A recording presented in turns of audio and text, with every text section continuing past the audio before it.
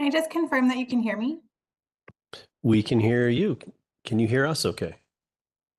All right. Okay, and the stream is up. All right. Hello, everybody. Welcome to the regular business meeting for the District of Squamish for Tuesday, April 15th. Holland Squallen, Clis Tuktumut, plus Squamish Okmeo.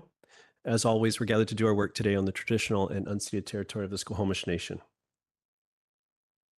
Please be advised that this council meeting is being live streamed, recorded, and will be available to the public to view on the District of Squamish website following the meeting. If you have any concerns, please notify the corporate officer present at the meeting, which in this case is Ms. Von Vadu. I just wanted to recognize we've got Councillor Stoner joining us remotely this evening, and we do have, it's a busy time of year, so we do have some councillors that aren't able to attend this evening. So, but we do have Councillor Stoner online and Councillor Pettingill and French here. So just wanted to acknowledge Councillor Stoner online and let everyone know that that we are good to proceed with the number that we do have.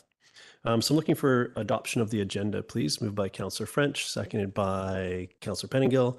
All in favor, motion carries. Thank you. So our first order of business is we have Florence Webster, who is the Poet Laureate of Howe Secondary School, to read a poem for us. So go ahead. The floor is yours, and feel free to introduce yourself and provide as little or as much context for what you're about to deliver as you see fit. But over to you. Thank you so much. Okay, so hello, thank you for having me. Like it was said, my name is Florence Webster, and I'm this year's Poet Laureate of Howe Secondary School. So I'm really excited that I have the opportunity to open this meeting with some poetry. And before I begin, I'd like to give some context for you guys of why I chose the poem I did.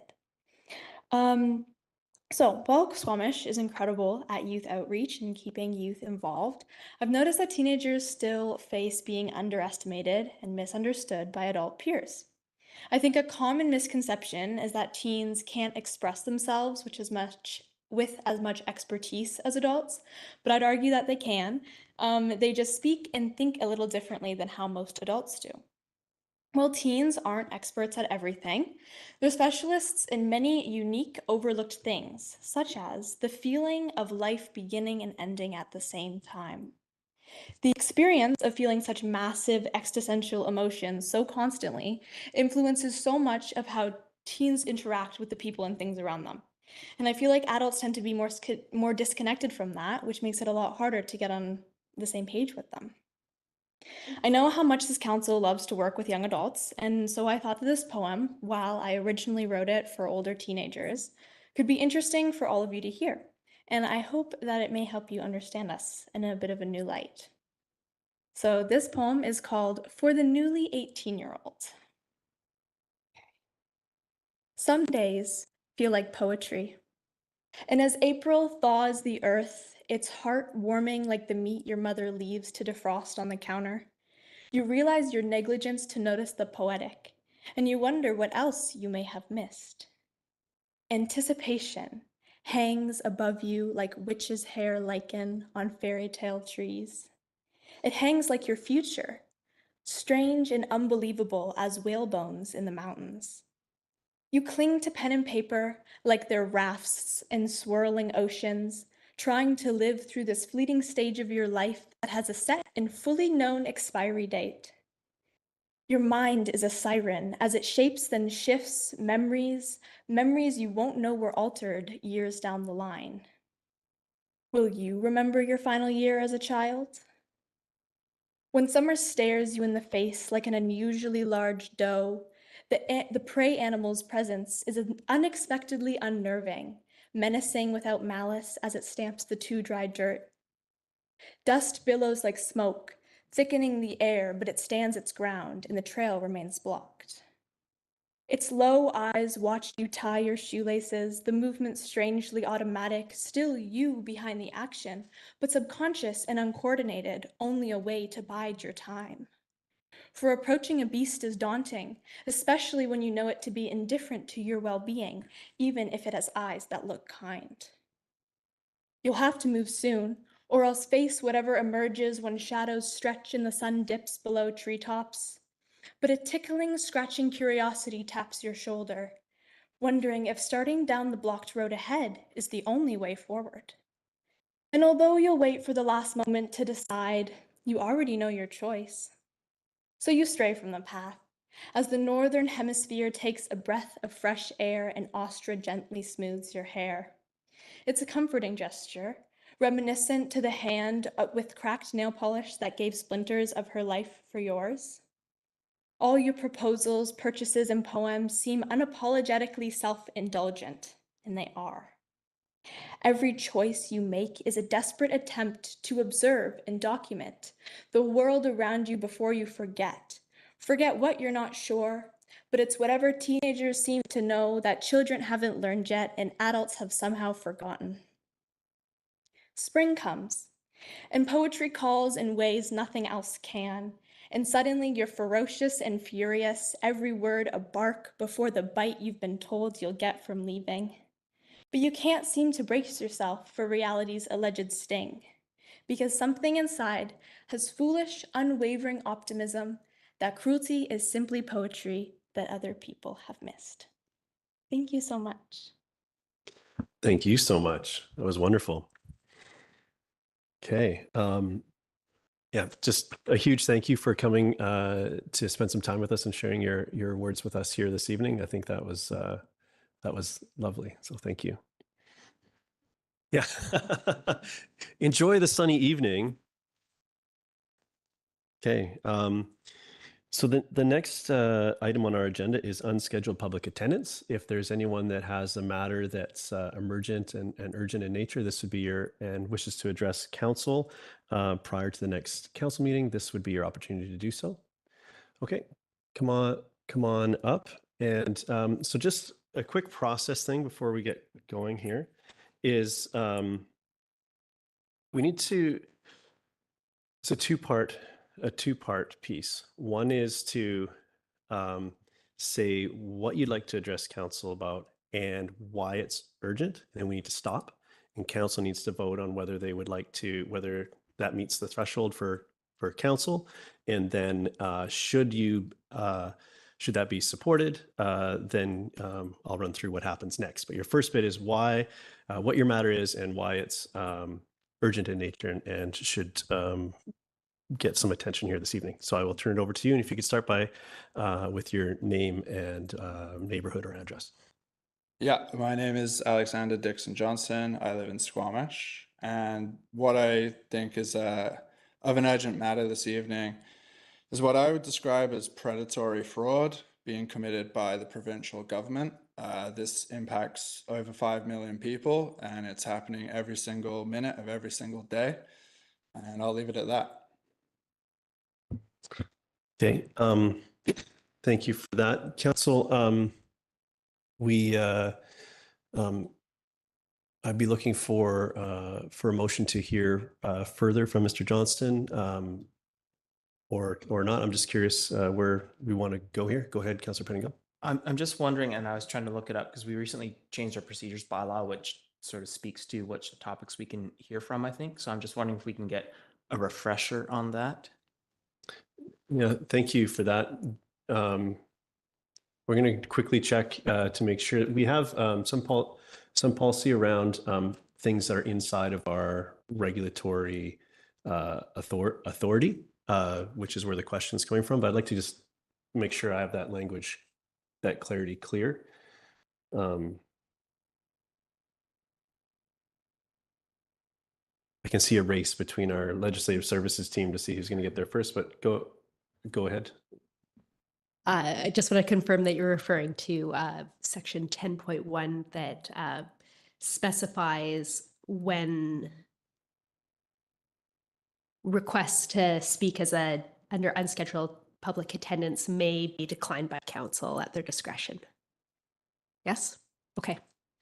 Would you like, through the mayor, would you like me to read them out, or do you have the bylaw in front of you? Could you? Sorry, I don't have the bylaw. Yeah, for sure. So if they are matters that are outside of the jurisdiction of the District of Squamish, subject to section 10.3 of this bylaw, if the matter is related to an issue for which a public hearing is optional, before the courts or for which legal action is being pursued or is pending, related to a claim for damages against the district, related to bylaw enforcement action by the district, related to promotion of third-party business, related to labor relations or pertaining to a staffing issue, related to contract held by the district or a tender, related to a request under the Freedom of Information and Protection of Privacy Act and Section 10.3 that was referenced earlier. Council or the mayor may, at their discretion, approve requests that are outside the District of Squamish if the request is directly related to advocacy efforts regarding matters within provincial or federal jurisdiction that will or could have an impact on residents of Squamish. Thank you for that refresher. Is that the clarity you're looking for, Councillor Pettingill? Yeah, and then I guess I had, because it did sound like this was about related to advocacy we might do around a provincial matter. But as advocacy tends not to be immediate things, because we don't have, like, it's not like we can change a decision in the next week or two. And so I'm just looking for clarity in terms of the urgency piece, as opposed to, could we as counselors sort of have a coffee one-on-one and sort of understand what the concerns are, and then bring it back for possible resolution before council if we want to write a letter or something. Yeah, thank you. I think it's the urgency piece that I'm struggling with, but any other questions, or is anyone ready to make a motion? Councillor French? Yeah, I'll move to hear from Mr. Johnson. Okay, is there a seconder? I'll second it. And Councillor French, you want to speak? Any comments? I think we do have a limited amount of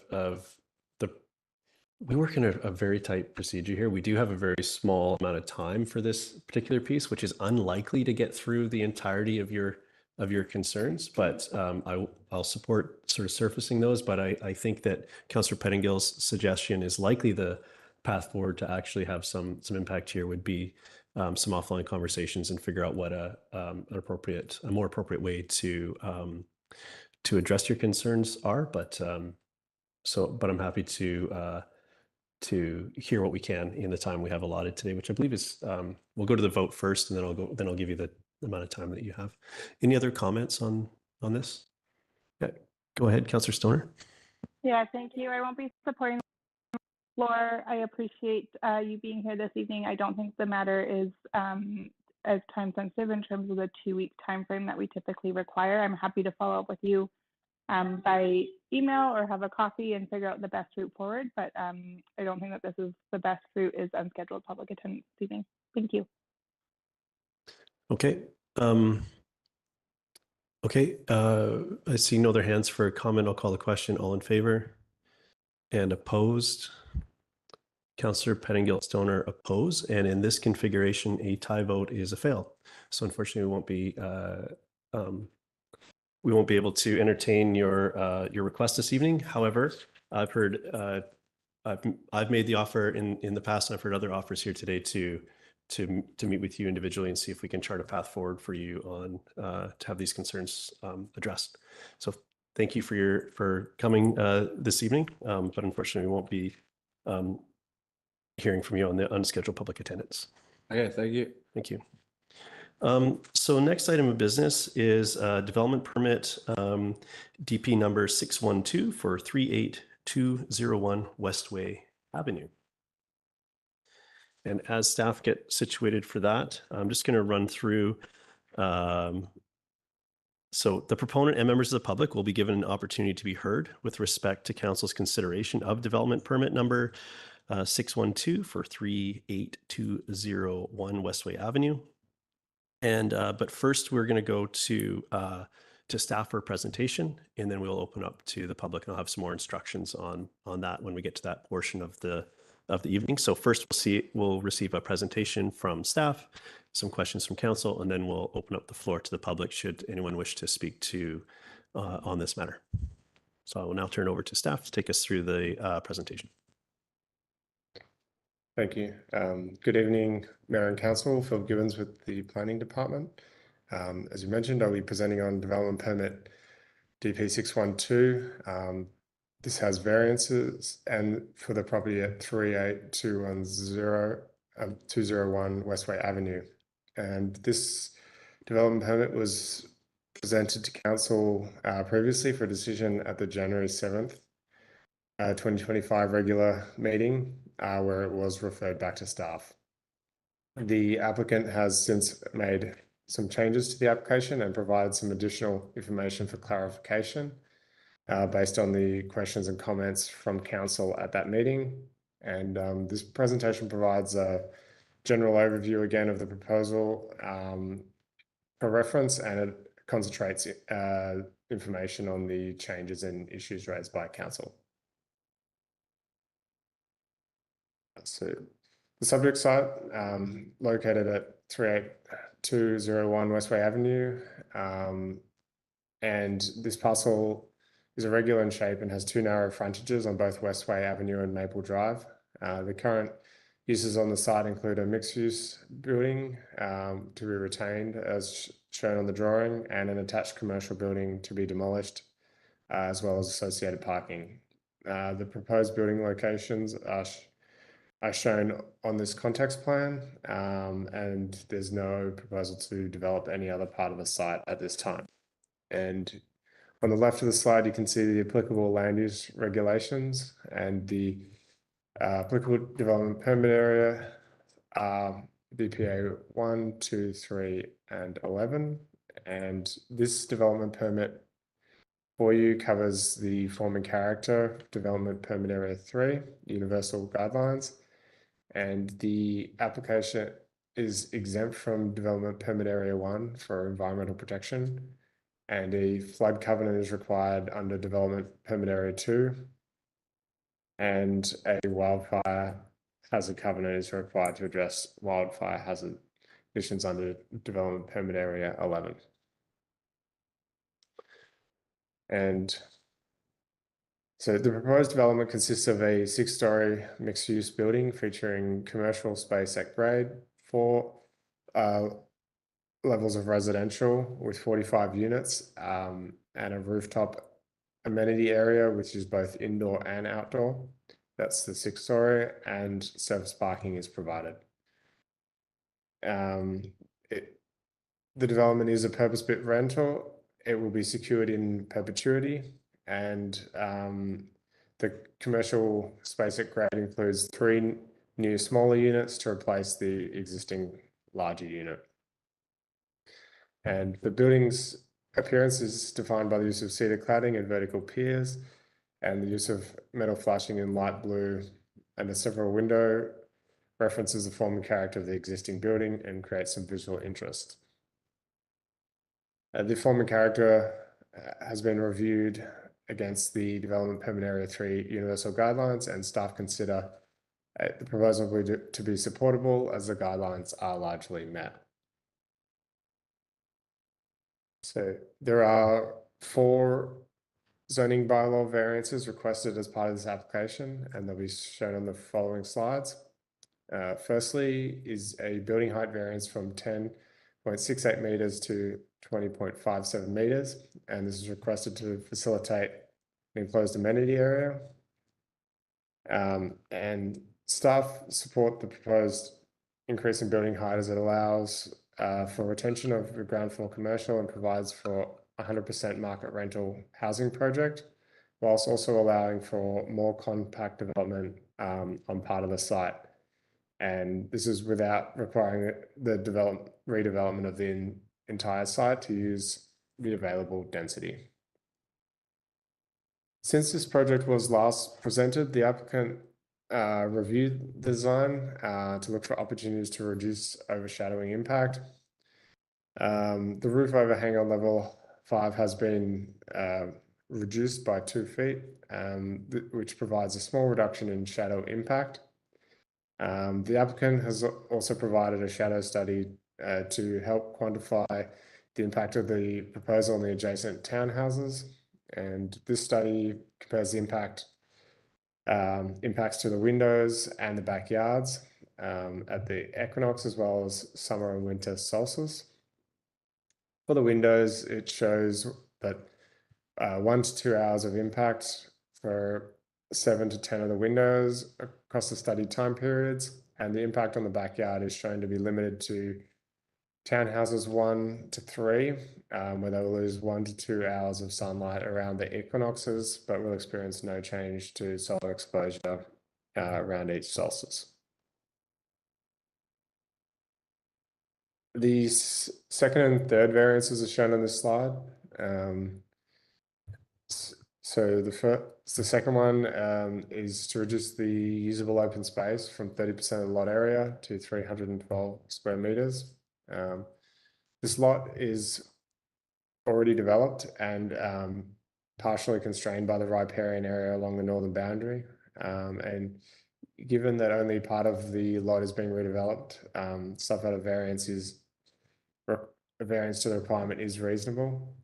Some usable open space is provided on the rooftop and within the plaza area. And in addition to this, in consultation with staff, an invasive species management and riparian restoration plan is proposed, which includes offsite remediation in McNaughton Park. And this is proposed to offset the open space reduction by providing an environmental contribution to a community open space. And the total area of these works would be 186 square meters. The third variance is to the off-street parking requirements from 96 to 82 spaces. The applicant provided a parking study which reviewed the anticipated parking demand for the project, and the study anticipates demand for 72 spaces where 82 are proposed. And the fourth variance is to the off-street parking design requirement to change the location of trees. The existing requirement is that 1 tree be planted in a landscape island at the end of every 8 parking stalls. In this case, to optimize parking, less landscaping is proposed between the vehicle rows. However, additional landscaping has been proposed around the parking lot, as you can see highlighted on this slide. The total number of trees exceeds the amount which would otherwise be required by the bylaw, and it still meets the intent of the bylaw.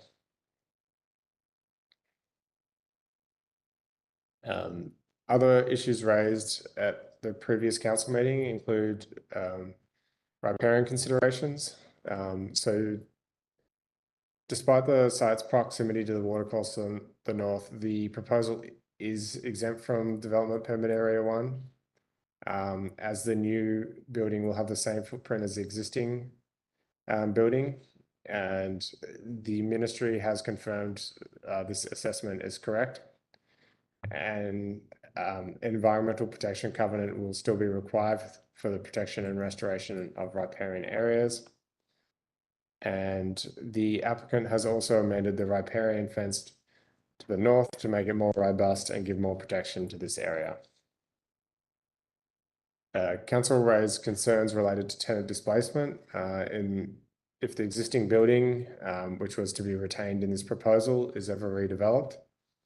As a response, the applicant has agreed to registration of a restrictive covenant, which would require a tenant relocation plan in the event of any further development. The applicant is also going to permit access to the new amenity spaces for existing residents. And there were questions raised whether the applicant considered different locations on site for the building and what the associated impacts of these alternative locations may be. The applicant's analysis of the second preferred location showed additional development variance requirements, as well as site circulation and access, additional privacy, shadow and view impacts, and poor street exposure for the new and old commercial units. This analysis was attached to the council report. And finally, adaptable units. The proposal now includes 4 1-bedroom and 1 2-bedroom adaptable units, which is 11.4% of the units, now exceeding policy. And these units will also be accessible and which will be secured through the housing agreement. For notification, development sign was placed on site and the project was listed on development review on district website.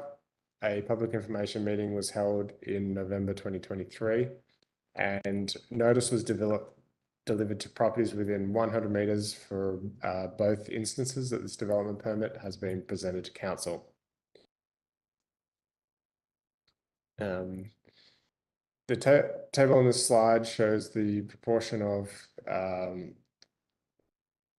the housing targets that development permit 612 represents. So it's 6.6% of the 2023 housing needs report requirement, 14.2% of the interim housing needs report based on provincial methodology, and 6.3% of the district's CMHC housing accelerator commitment. And for the recommendation, which is shown on the screen, number 1 relates to issuance of the permit. Number 2 relates to the proposed variances which form part of part of the permit. Variances 1 and 2 relate to usable open space and the maximum building height. This slide continuation of recommendation 2 related to variances for off-street parking, the number of spaces and design guidelines. And number 3 conditions of issuance of the permit. These are generally the same as when the project was last presented. However, 3 have been added, those being E, F, and G. So that's the registration of a covenant related to the tenant relocation plan, registration of a covenant securing access to the amenity spaces, and adoption of a housing agreement bylaw to secure the rental housing in perpetuity and adaptable units. And number 4 is related to the associated housing agreement bylaw. And finally, the alternative staff recommendation would be that council deny the issuance of this development permit. Thank you. Thank you for the presentation. So just for everybody, we're going to go to council questions now before we open the floor up to the public. So council questions, go ahead, Councillor French. Thanks, Mayor Herford. I'm curious to know if all of the Creekside townhouse units are within the 100-meter notification radius that you talked about. So were all of those homeowners in the neighboring townhouse development notified of this meeting tonight?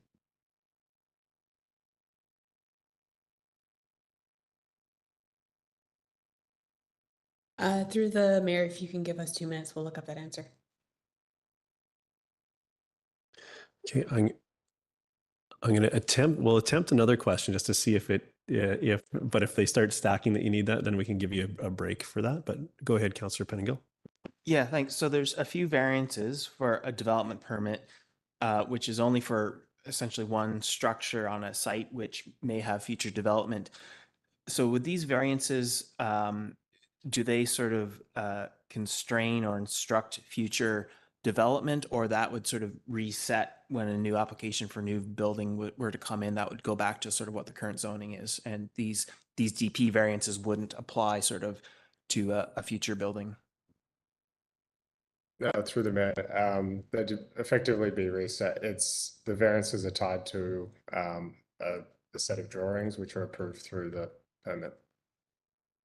Okay, thank you. And then just to clarify my understanding, open space does not necessarily mean green open space. Is that correct? Through the mayor, that is correct. We have a specific definition of usable open space.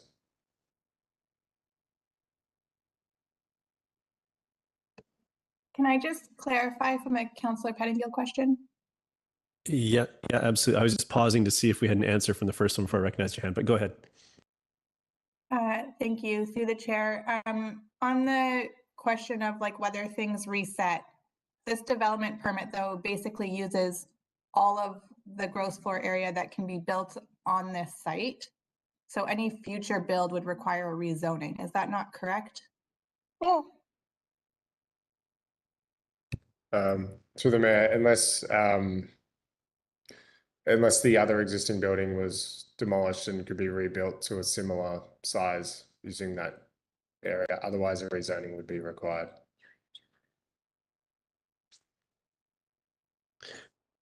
Okay, and what we're discussing here is really for just that. I wouldn't call it quite a separate building. It's going to be attached, but just that. So this height variance is like all of these items are specifically for that piece and don't apply more broadly to the rest of the site. It's just that piece at the north end of the property. That is correct. What's shown on the drawings only. Okay, thank you. I was curious in the calculation, because it's well, essentially attached to the existing, how do the existing the parking requirements of the existing apartments work into this? I'm assuming that's separate from this calculation, but like how are those considered to ensure that the entirety of the site works is where I'm trying to get at.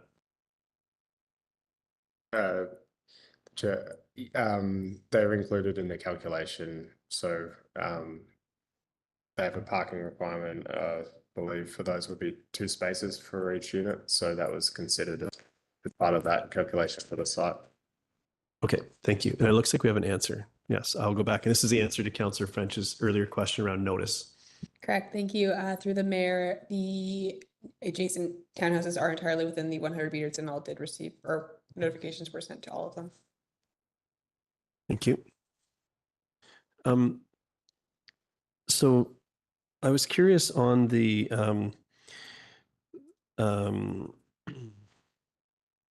you said any future development at one point with the in relation to the tenant relocation piece. That future development, I think we've already heard sort of a question on that, would require likely require a rezoning or some other very involved public process for redevelopment. I just want to make sure that we know that what we aren't authorizing through this. So this seems to contemplate a hypothetical of future development that seems like it has its own process. I'm just is that correct? And this is just an additional safeguard that we've introduced. Through the chair. Yes, this was in response to some concerns, I believe, by Councillor Pettingill related to tenant relocation. And this is an additional safeguard that the applicant has agreed to in the situation where the existing building, which is proposed to be kept, would be demolished. Okay, thank you. Okay, I think that's good for my question. Council, any other questions for our staff before we go to comments from the public? Seeing none, I do have a little bit of a script, so bear with me as I launch into this, just to frame how this is going to go. So again, the proposed variances to the District of Squamish zoning bylaw number 2200/2017 are outlined in the development permit, included as part of the agenda and available on the website, and was also included in the presentation we just heard. So members of the public are reminded that you may only speak to the proposed variances. And to help with this, I will read out what those variances are. A variance of the usable open space requirement from 30%, which works out to 1,670 meters squared of the lot area, varied to 5.6% or 312 meters squared. A variance to the maximum height, building height from 10.68 meters to 20.57 meters. A variance to the off-street parking requirements from 96 spaces to 82 spaces, and a variance to the off-street parking design for the location of the trees. not the number of the trees, the location of the trees. We're trying to make this a safe space for everyone to voice their opinion without interference from others. Therefore, I ask that members of the public maintain order and quiet during the process. Please do not applaud or interrupt any speech or action of members of council or any other person addressing council. All speakers will be given a maximum of 3 minutes to address council. For all speakers, please start your remarks by clearly stating your name and neighborhood. We save a spot at the start of these proceedings for an official from the Squamish Nation to speak. And I don't believe we have anyone here with us in that capacity this evening. So now I'll go to, I'll ask the applicant or their representative if they wish to comment, if they're present. Yeah, okay, go ahead, come on up. Good evening. I'm Andrew Moores. Neighborhood is Valleycliff. Main comment is to reiterate last time I spoke as well, just to generally oppose the height variance due to the impacts on sunlight. Sorry, I just want to be clear. It's okay. We're going to let you continue, but the first option was for the applicant or the developer to speak. But you're the next phase. But I feel like no one else leaped that. So now we'll go to the public, and I'll just have a quick blurb, and then I will go back to you. That's okay. So next, I'll call members of the public. Each speaker will have up to 3 minutes to address council. I'll first call on speakers to participate in person. Please raise your hand, wait to be recognized, and approach the podium. Instructions are available on the district website for online participants, and there is a moderator who will communicate with people participating online. And just a reminder that this is an opportunity to address council. After we have heard from some submissions, we'll take a break and see from hearing submissions, and council have an opportunity to pick up sort of any line of questioning you may have introduced, but it's not an opportunity to get into debate with council or staff on the matter. So it's a submission to council. So having said that, now I'll turn it over to you, and I'll let you start again, and you have 3 minutes to address council. Sure. Okay. Thank you. Andrew Morris, Valleycliff. So is it appropriate to give like an opinion? That is exactly what we're doing. Yes. Fantastic. Okay, great. In opposition to the height variance due to the impact on solar, thought that I had, I'm not sure if the flood hazard for new builds requires the building to be raised, and then the solar study, if that impacted that, or was representative of a raised building to meet flood hazards. But yeah, just the impact on the increased variance over double on what's allowed for the Creekside townhouses is very significant in a neighborhood which already receives a lot less sunlight due to proximity to the Chief and Slahani Mountains. And then a final question of if previous communications and letters are considered in this reapplication. Last time they were printed out, and just want to make sure those are still in consideration. Okay, I'll answer that they are. They're form part of the record of this matter, but you still have time on the clock. So if you have anything else you'd like us to hear before I move on to other comments, you're welcome to continue. Yeah, I would only reiterate those topics if they weren't looked at with this reapplication. Perfect. Thank you. Thank you for your submission. Okay, thanks. Thank you. I'll keep going in the room. Is there anyone else that wishes to make a submission this evening? Yeah, go ahead. I won't. You heard the instructions the first time, so you have 3 minutes to address council. Great. Yeah, thank you. Hi, my name is James Sullivan. I'm also a resident of Valleycliff, and I also have concerns with the proposal even after the amendments that were made after the last review. So the two parts of the variant, there are two variants that I have concerns with. One is the height variance, in particular the solar impact on adjacent properties. I'd just like to point out that the new solar study that came in was evaluating the proposed building against a hypothetical building, which maximizes the height within what is allowed. And it doesn't compare to what the current reality is. And so the impact from today to what would be built under this proposal is quite a bit bigger than what is being presented in the solar study. And I'm just wondering if that needs to be evaluated as well. The other parts that I have concerns with is the parking variance. There's almost 15, well, roughly 15% less parking compared to what the development permit would require. And my concern is twofold with this. One is that means that it's likely going to cause impact on street parking for adjacent residents. And I think Squamish has had an issue with parking. It's been an ongoing issue for a while. So I think that's going to exacerbate the issue. And the second part of it is that I'm also curious about how future developments on this plot are going to accommodate any additional occupants or any additional commercial space if there already is less parking than is required for the current proposed building. So those are my two concerns with the development proposal. Thank you very much for your submission. We'll continue on with submissions, and we'll do a pause to see if council picks up some of those questions.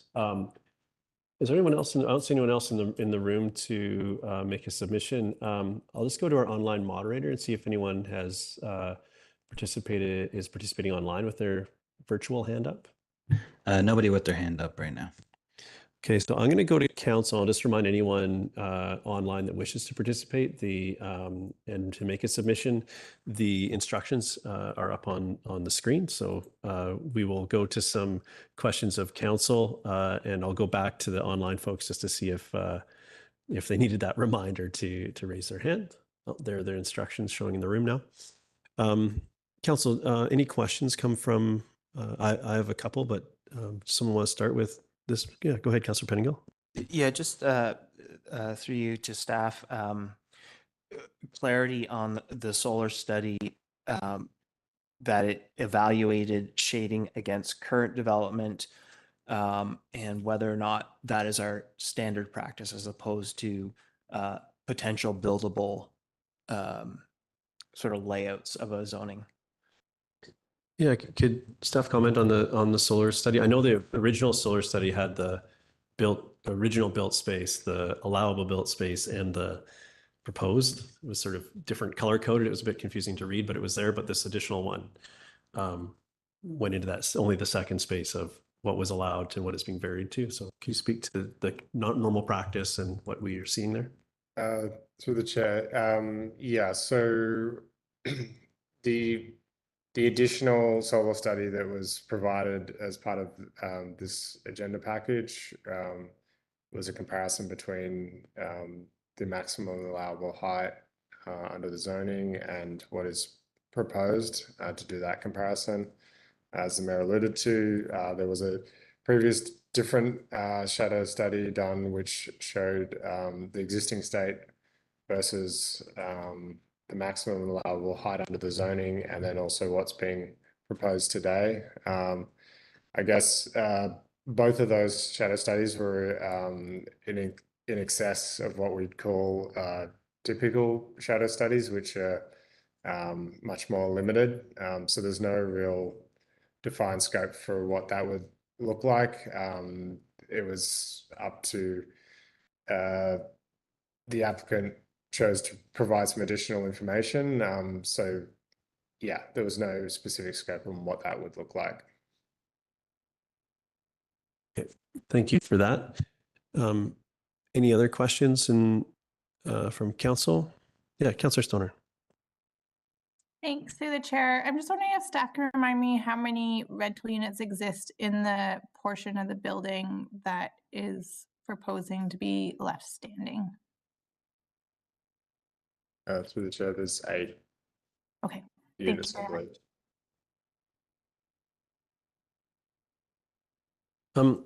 There's a question there around the I think the submission was trying to get at, are we seeing the actual height, and is there any additional fill for a flood control level or anything like that that is either a driver of what we're seeing or isn't accounted for, I think is maybe the risk we're trying to understand. So can you speak to the flood control level and if there's how solid we are on the height from the existing grade? Is that what we're talking about? Through the chair, the height is the height. It's everything has been accounted for. If it was required to exceed that, they would have to come back to council to amend the variance. Okay, so this isn't a situation where there needs to be 2 meters of fill or something, and then that new height goes from the top of the fill or some other such thing. This is from essentially that grade that we see there today to the height as proposed. So the chair, that's correct. There's a flood construction level exemption in the floodplain management bylaw, which this building falls under, which allows it to maintain the existing grade of the adjacent building, existing building. Okay, thank you. Thank you for that. Council, any other questions before I'll go back to see if anyone's online that wants to make a submission? I'll go check with our moderator to see if anyone online would like to make a submission. I'm getting a negative from the control room. So oh yeah, go ahead, Councillor Stoner. I'd like to move the staff recommendation if you're ready for a motion. Almost. I just need to go to quickly sort of conclude the public piece, then we'll get into the piece around for council, but I'll come back to you. So now that I've called for a final time for speakers, and there are none, the time for public submission is now closed. And I'll ask council if there any further information that the planning department might provide in response to any of the comments or questions raised by members of the public, and or if someone would like to make a motion. So I'll go over to council now, and I'll go back to you, Councillor Stoner. Thanks for keeping me in line with due process. I'd like to move the staff recommendation, please. Thank you. Is there a seconder for the motion? Councillor French seconds. Would you like to speak to it, Councillor Stoner? Yeah, I would. Thanks to staff for the work that's been done and the proponent since we last saw this in January. And appreciate the folks who have come from community to express their concerns around solar impacts of this particular proposal. It is a substantive height variance, and I definitely see and hear the implication, especially going from what is actually allowable construction height to what is currently there with this additional slight height and the impact between the maximum allowable height and the variance that's being requested. I do think that as we take stock of these sorts of decisions, we do have to weigh the pros and cons. We know that building housing comes with impacts, and I do think that the trade-offs here are worthwhile. An additional 44 market rental, protection of 8 deeply affordable rental units in perpetuity is really important in our community, especially in the housing market that we're in, plus the addition of the commercial space, which will hopefully be more viable in what has been determined as a core neighborhood hub for Valleycliff. I think this proposal does a good job of trying to weigh those different options for the community. It is not perfect by any means. I appreciate the proponent's willingness to come back with a covenant that would protect the, a covenant for the existing 8 units. If that side of the building ever does get redeveloped, having a tenant relocation plan, I do think is very, very important. So I'm grateful that that came back with this version. And then the other variances that are being requested with regards to usable open space, it is a large reduction in number, but given that only a portion of the lot is being redeveloped, I do think it is a reasonable request at this point. And then the parking variance, I also think is reasonable, just given the type of units that we're seeing going in, both the size and likely the tenants who'll be going in. I think will hopefully only require 1 vehicle per unit, if not maybe 1.5, and I think that's a reasonable ask. So for those reasons, I will support the motion that's on the floor. Thanks. Thank you. Councillor French. Thanks, Mayor Herford. My concern, my sole concern the first time this came to us was shade impacts. I support this version of the development proposal. I'm impressed with the lengths the property owner has gone to in addressing that concern that was raised back in January. It's great to see that the roof overhang on level 5 has been reduced to address a portion of the shade concern. The additional shading information that was shared with us this week is comprehensive and far more informative than the details that were provided to us back in January. We need these housing units. They're in demand, and I suspect that as soon as the paint is dry on the new units, if it goes ahead, there will be people moving in. So I'm satisfied that this project is going to have an acceptable level of impact on the neighboring townhouse development. Thank you. Councillor Pettingill.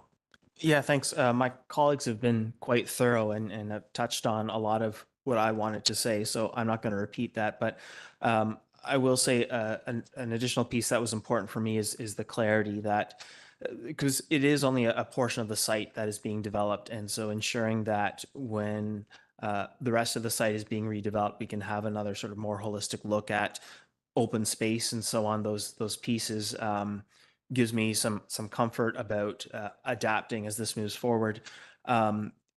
And I actually hope at that point our usable open space maybe incorporates some language around green open space in that piece, because that was a piece I was struggling with here. But given in the context of our current zoning, I think what is proposed is reasonable.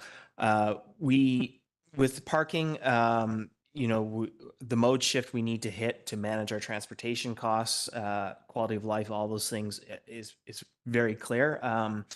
And so I think this is a reasonable variance. It won't work if everyone who moves here assumes they can have 3 cars and take up all the street parking. And so a piece that is not part of this, but is on us as a municipality, is to do a better job of managing the street parking. And basically that means people shouldn't be expecting that public, quote unquote, free parking is your parking solution. If you need to make sure you're renting or purchasing units that have the parking you need. And that's how we resolve the parking challenges. And again, we have a part in terms of managing the public on-street parking piece, which we haven't done. We're starting to embark on some of that work. But I think once we have that piece in place, this can work. And I appreciate too the changes to the building design to help minimize some of the shadow impacts, which will be impacts. And so there are definitely trade-offs there, but I think as a whole, this makes sense. Thank you.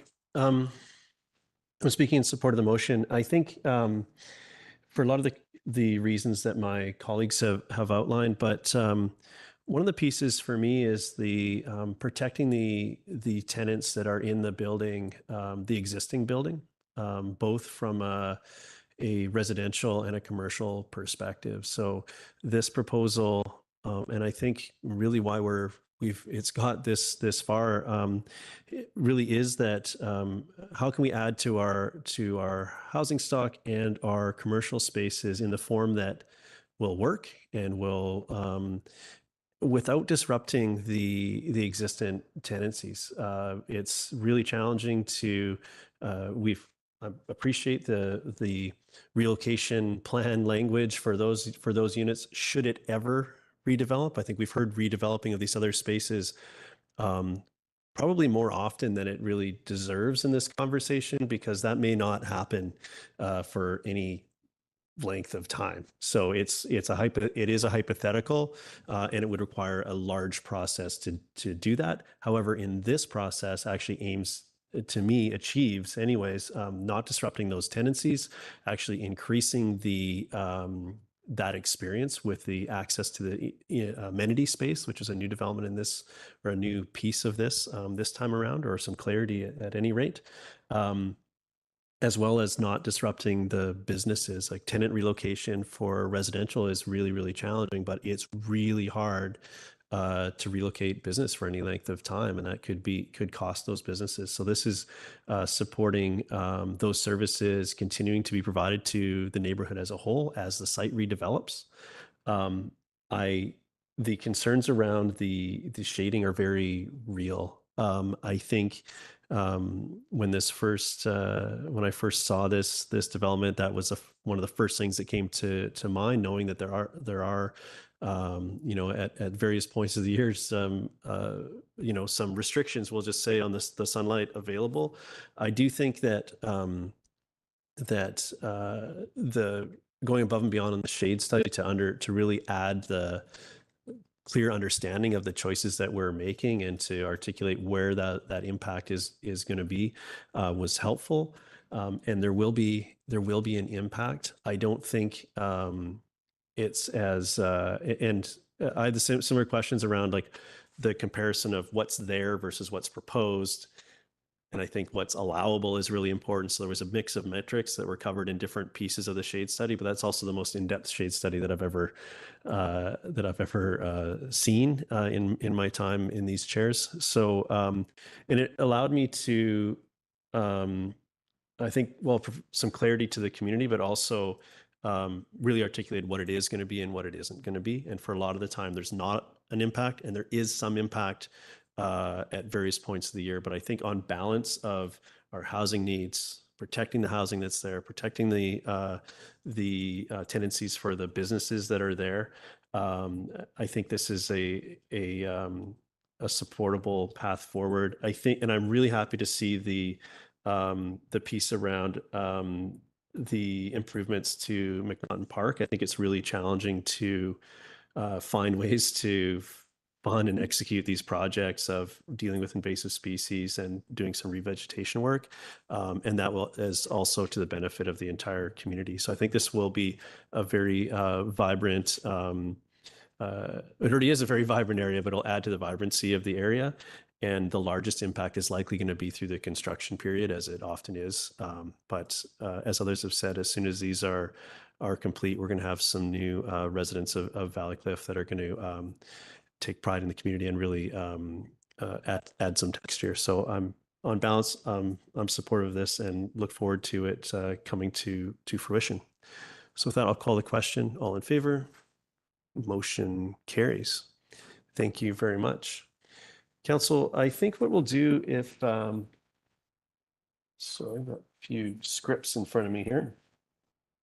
I think we'll go through the consent agenda. We'll get a few things done, and then we'll moving towards a recess here.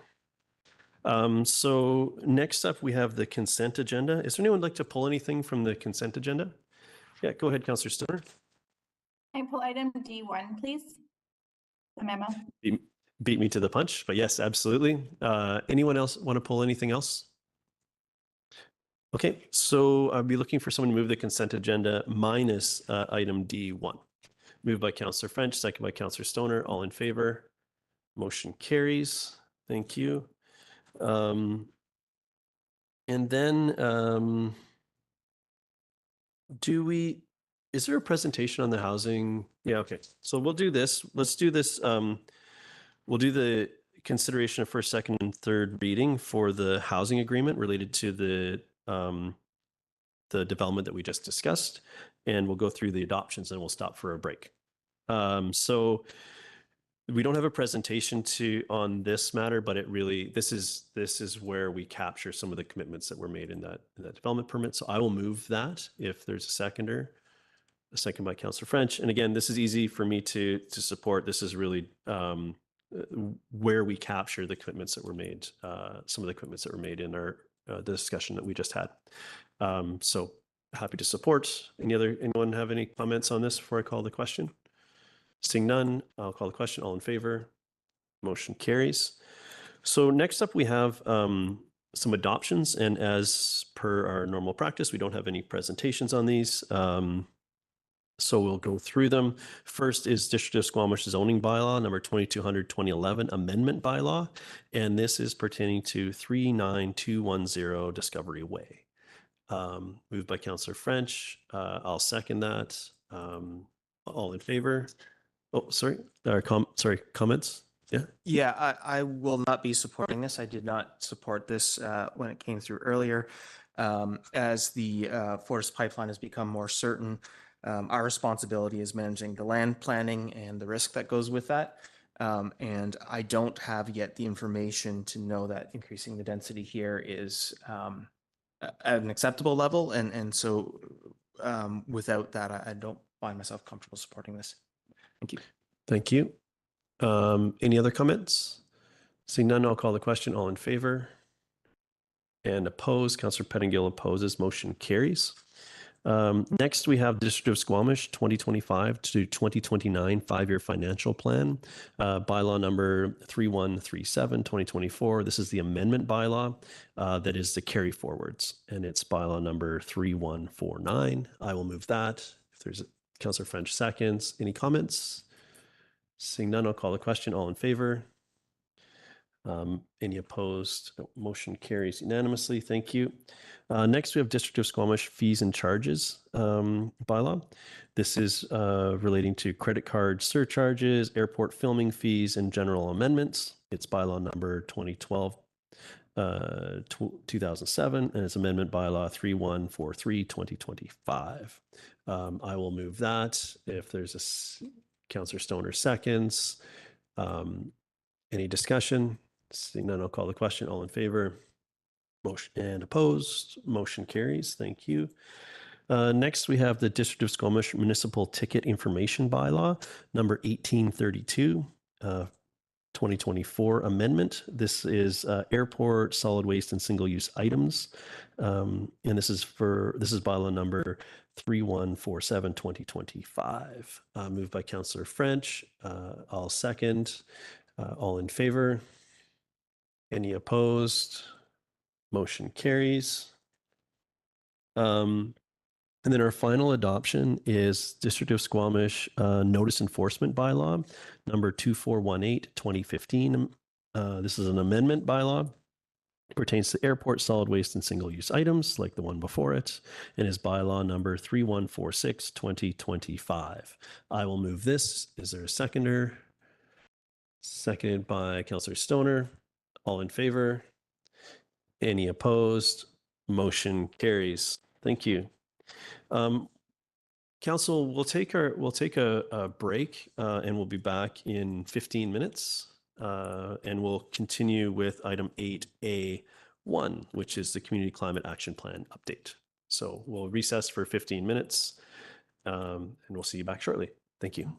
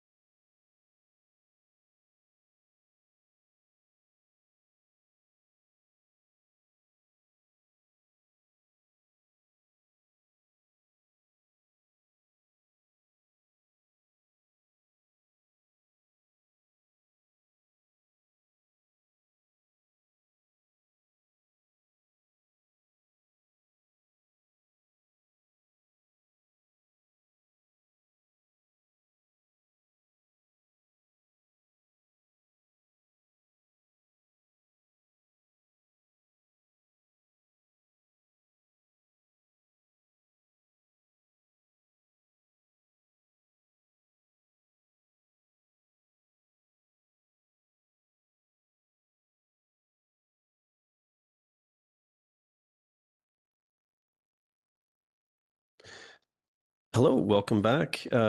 We are now on to item 8A1, which is the Community Climate Action Plan update. And during the break, we had Councillor Greenlaw join the meeting remotely. I just wanted to recognize that before we got underway. So I will turn over to staff to run us through the presentation. Good evening, Mayor and Council. My name is Ian Picketts, and I'm the Manager of Sustainability and Climate Change here at the District of Squamish. I'm joined tonight by Bill Stoner, the General Manager of Community Development. And we are here to talk about the Community Climate Action Plan update. To provide you the objectives for this evening, we are going to start with a brief background and some context about the CCAP update. And the majority of the presentation will focus on changes that we made to the CCAP update in response to Council's feedback that was presented at the February 25th, 2025 Council Committee of the Whole meeting. And finally, we will provide a recommendation for endorsement. So just to recap a little bit, it is worth noting that in celebrating some positive action that we have had to date. We've worked very hard, Council has worked very hard, and we've made measurable progress on 78% of the 122 actions in the 2020 CCAP. We have also secured over $2 million in external funding to support that action. We appreciate Council's consistent attention and support to all sorts of different actions, be it low carbon buildings, circular economy, our retrofit assist program, supporting EV infrastructure, and landfill gas, just to name a few. Evidence of our work can be seen in our business as usual forecast. So this business as usual, or BAU scenario, assumes that no more actions are taken by the district beyond what has already been done. As you can see, emissions are projected to decrease over the next 30 years, despite 2.9% population growth per year. These reductions are mostly influenced by the key actions that we've already taken, including the landfill gas flare and the zero carbon step code.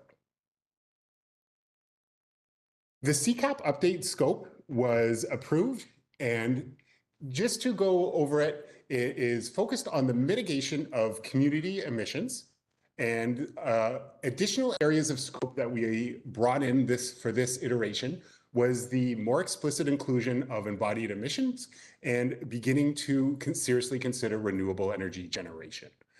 We undertook extensive engagement for the CCAP update, and we were fortunate to receive FCM funding to support that. And another key element of the update was to create a more strategic and streamlined plan with less prescriptive actions that can evolve to follow best practices, future technologies. And going forward, it is our plan to report back more at the strategy than the action level. Here are some highlights of changes and updates that we have made to the plan based on your feedback. We have a new executive summary. It has been completed and reviewed by our consultants and internally by our communications team. This is an example of one of the images that is in the executive summary that attempts to summarize a significant amount of information in a relatively concise format. We have revised the language and definitions in response to council feedback. Here are just a few examples of things that we have updated. We hopefully have reduced jargon in the update. We have added significantly more information related to the CCAP and economic development. There is now a whole new section on this, and this section includes a table that outlines economic development opportunities associated with each big move. So hopefully it'll be much clearer to a reader to tease out what they're able to cross-reference these two very important strategic priorities. We have also undertaken efforts to increase our language about the co-benefits, particularly as they apply to the District of Squamish. So each co-benefit description now includes italicized text that brings it right back to the District of Squamish. So for example, we don't just talk about how health is good for people. Health benefits the District of Squamish through through a number of ways. Sorry, I'm going to try to remember what it says exactly. So we have also updated our modeling. It was reviewed and updated to reflect more options, more actions related to commercial vehicles. As you can see, commercial vehicles remains a stubborn sector, and it does lag the other reductions, but our consultants worked hard on a new scenario that includes the proposed BC medium and heavy duty zero emission vehicle annual sales targets. Hydrogen is another really exciting possibility with local organizations that are leaders. We have included a reference to WLNG in the preamble to the modeling in the scope sections, noting that it is not a part of community emissions or consumptive emissions, but it is very important nonetheless. Here are our revised modeled reduction scenarios. So our CCAP gets us currently to 90% per capita emissions reductions and 60% overall reductions by 2050. We believe that with offsets, further development of technologies, and other levels of government pushing the needle, this puts us in striking distance of net zero. We've also included a much more specific reference to OCP Objective 19.3A as a guiding force for this document. In the back end of the presentation, we have updated the advocacy section. We reviewed the advocacy table carefully. We recognize that there was feedback to quantify the GHG reduction opportunities of these actions.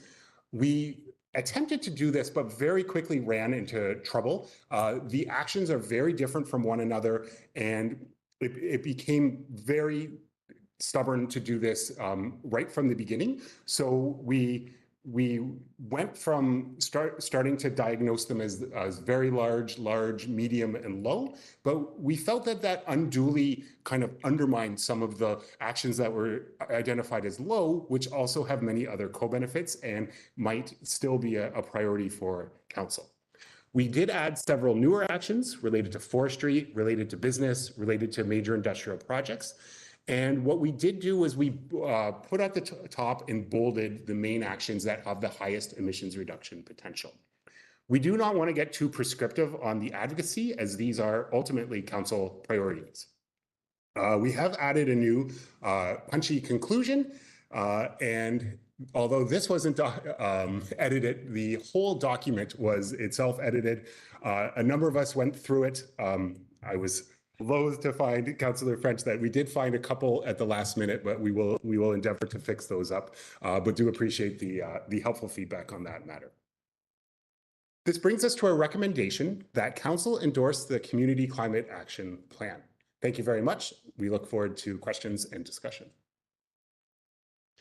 Thank you very much. Council, we'll start in the room. Questions?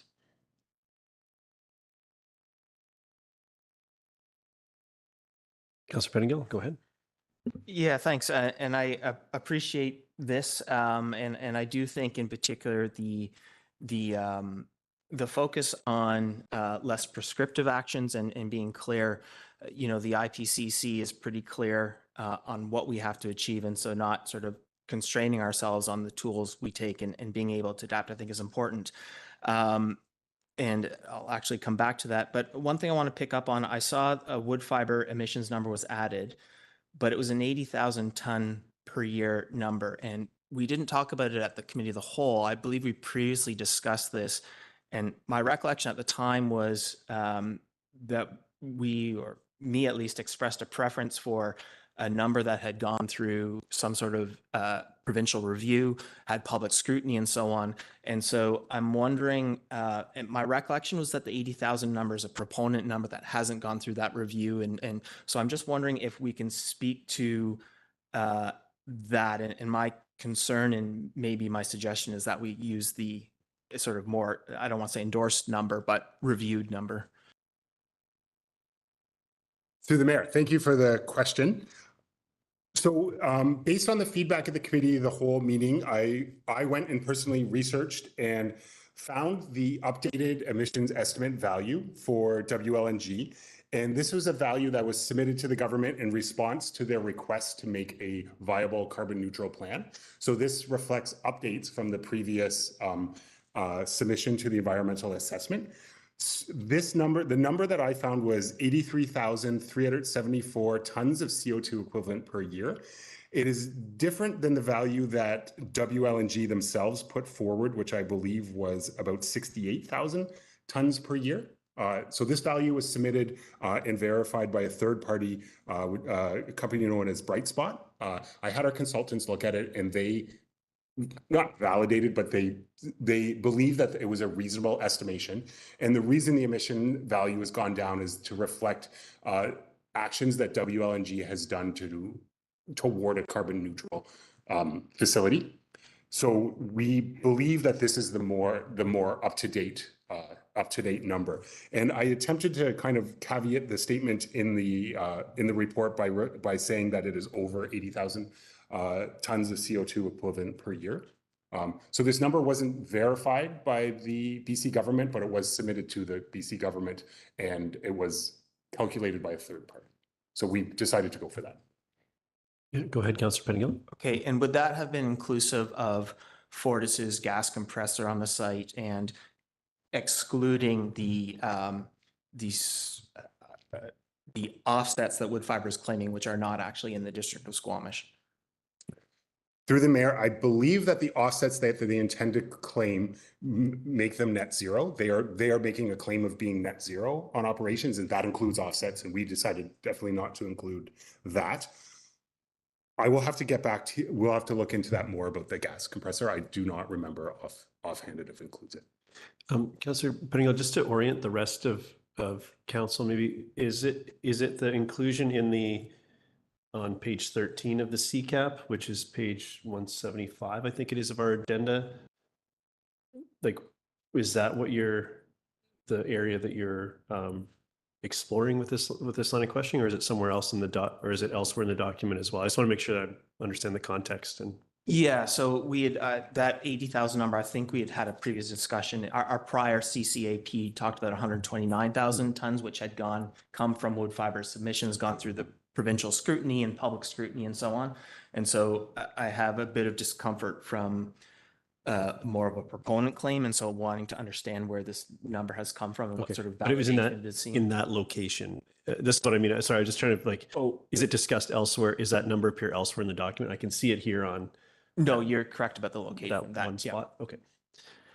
Okay, I will chew on that. So the other thing at the committee of the whole, I did sort of speak to, I mean, I think climate change doesn't unfortunately care about fair, unfair, or different scopes and so on. We have numbers we have to hit to survive as a species. We understand that as a local government, we can't regulate everything. We have limitations, and so we use a mix of tools: regulation, incentives, communications, events, procurement, land use planning, and advocacy.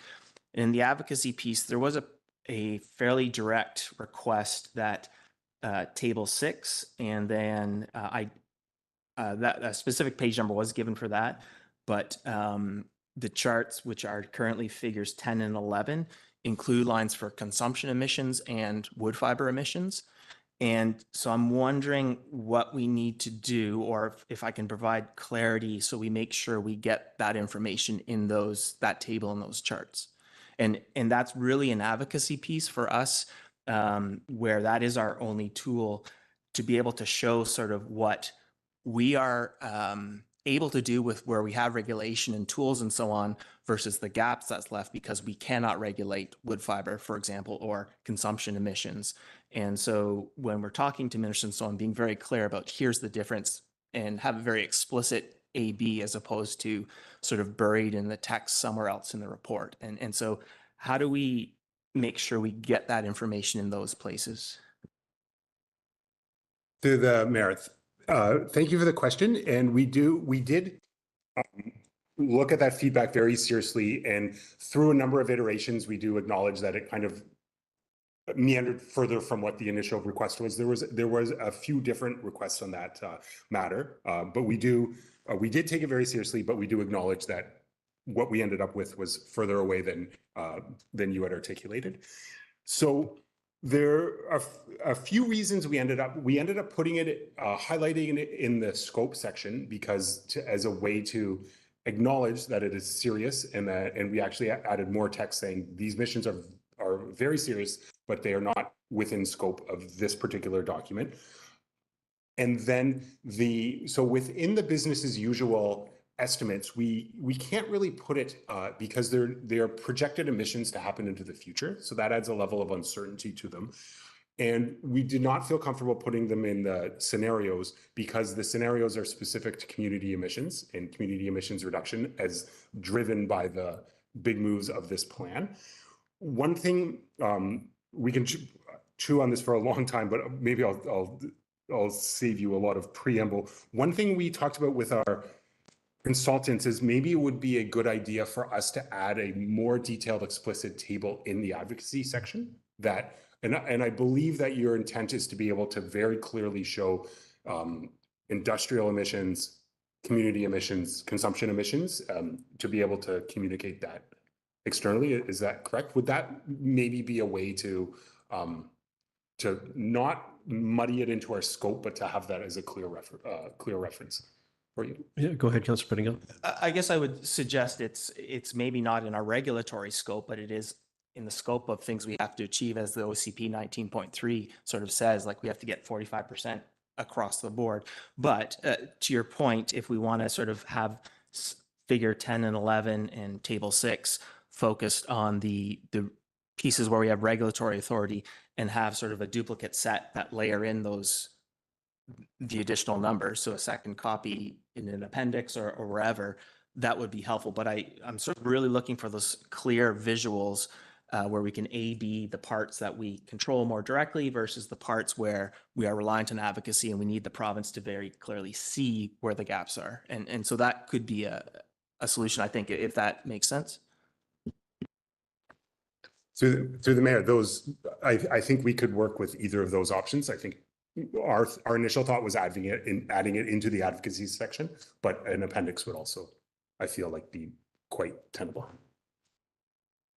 Okay. On this, sort of in this category of questioning, the later in the document, like that first, the first appearance of the industrial, which is the WLNG pieces on page 13 about what's not in scope.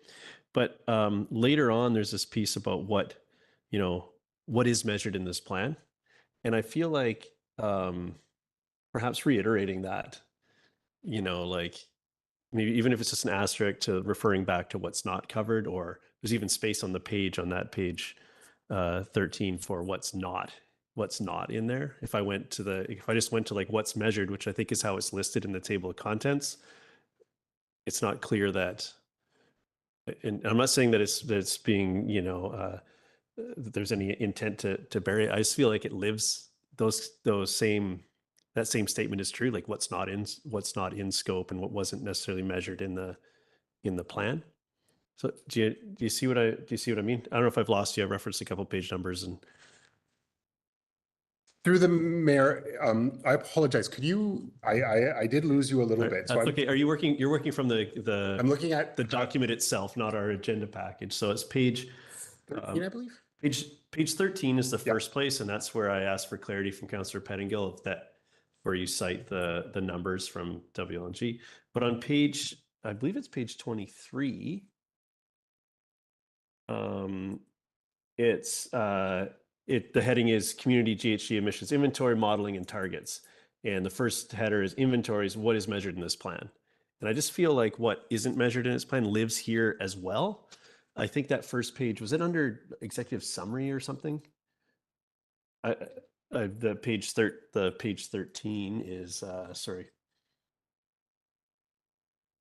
is scope.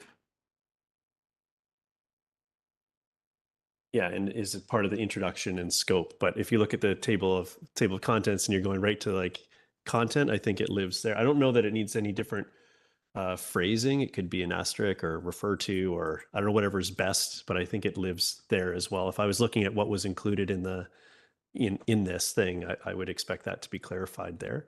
But I don't think it changes the overall content or the intent of this project. So I'm not does that make sense? And is that the type of thing that can be incorporated even if we endorse the principles of this here, but there's some room for just changing of, I know that there was the the error piece that was spotted, and like those little kind of editing things. Does that fall into that category? Is it specific direction you think to achieve that? I think our preference would be to have a specific direction. Like, I mean, I think a good outcome for this would be endorsing the plan with these very specific changes, because we would hate to go and publish and then come back and say, well, actually, that's not what we meant. So it would be great if we do put this through tonight to have specific, these are the changes we want to see. Okay, thank you. I'll come back to you, Councillor Brown. I just want to check with the folks online and see if anyone has questions here. Yeah, go ahead, Councillor Stoner. Yeah, thank you. Through the chair, just on this item of how best to communicate some of the things that are out of scope. In the previous version of the Community Climate Action Plan, we had figure 9, which I don't know how else to articulate it because it's not in the current version, but it was basically a bar chart that showed the community emissions and then wood fiber LNG, wood waste, marine emissions, and scope 3 emissions with some error bars on them. But I felt like that was a pretty effective way to communicate some of this. And so I'm just curious if we can replicate that, if that's I don't want to send staff back to redo all the modeling with regards to the business as usual models, plus the things that are out of scope. That feels unnecessary, but I wonder if we can replicate something like figure 9 that was in the previous version. Through the mayor, yes, what we had in mind is very similar to that figure. With your, I guess it would be worth letting us know if you would desire all of those, or would it be okay to have consumption, community, and industrial, just to keep it at those main ones. The other ones have very significant errors associated with them. Okay, we'll ponder that. Is anyone that hasn't spoken yet that wishes to speak? Otherwise, I'll go back to Councillor Pettingill. Okay, Councillor Pettingill. Yeah, thanks. I think Councillor Stoner's suggestion may be workable for the charts. I think in terms of the table, though, on page 6, seeing that percentage sort of gap number is really important as part of understanding the differences. And so it can be a separate line of here's the consumption and wood fiber pieces and the percentage difference between where we need to be. I think that's having that information as well is critical in addition to a figure 9. Again, whether that's a copy of the table with this extra stuff, I think it's better to actually just use one table personally. One thing I want to check in, though, there was a mention of, well, the wood fiber stuff is sort of projected, or can't remember what the term was, but it's projected and out of our control. But, and I think as we talked about last time, so is population growth, so is the adoption of technology. So sort of all these things are in that camp. And so I would sort of hope or assume, and without redoing the modeling, we can just sort of layer in, hey, there's extra lines. If you consider these lines, here's a percentage of shift. Like, to my mind, it's just a couple of extra rows in the table 6 chart. For the table perspective, and then the figure 9 for the chart. Through the mayor, could you please give us the page number of the table you were, or are you? Sure, it's table 6, page 70 of the Climate Action Plan.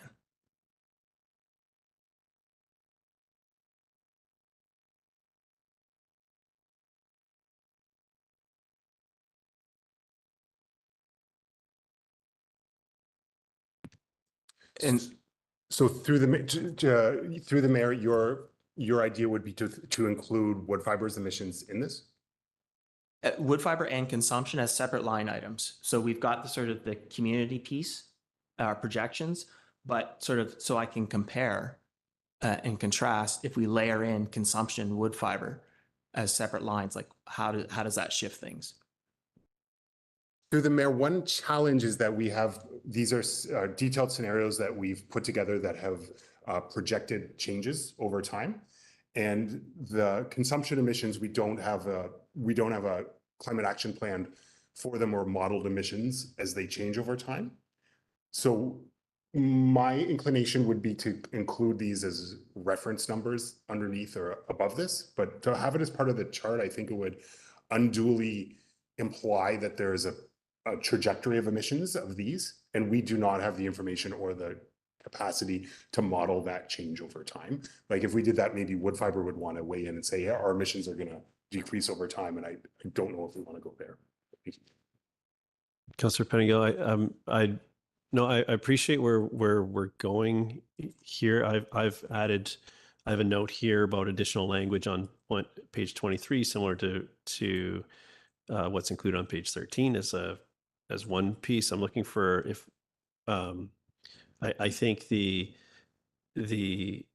I'd like to make sure that we give what is included in the plan enough attention this evening, and then figure out how we address this piece. I think the modeling that is I personally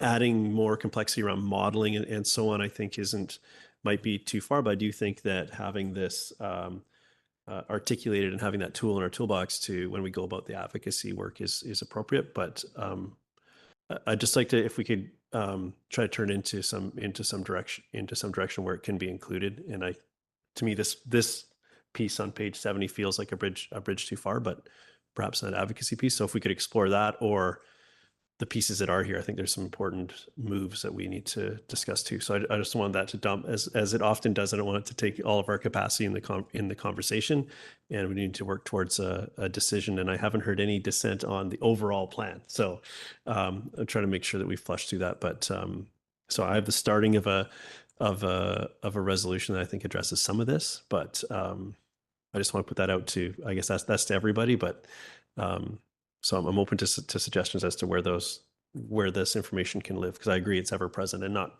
highlighted to necessarily the full amount. Go ahead.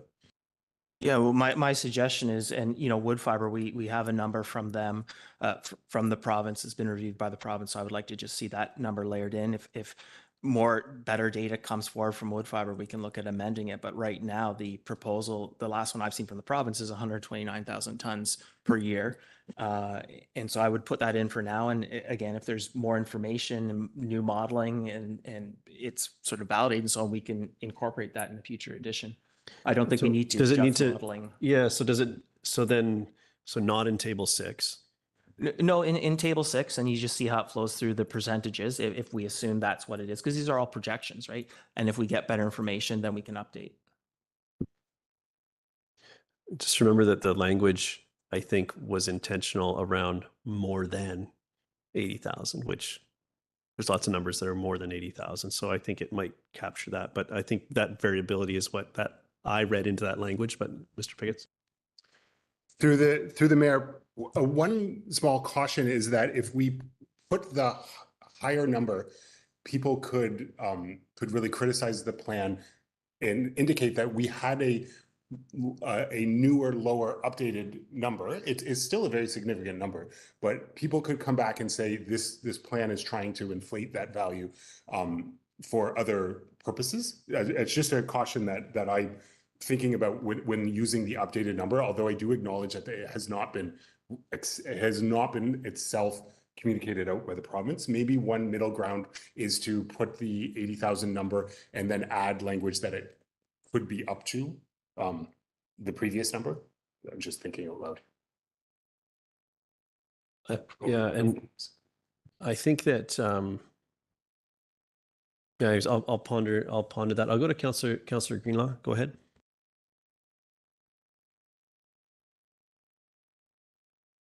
Hello, can you hear me? We can hear you a little faint, okay. But we got you. Go ahead. Well, might I suggest that we put in the higher number with an asterisk that references the source of that number?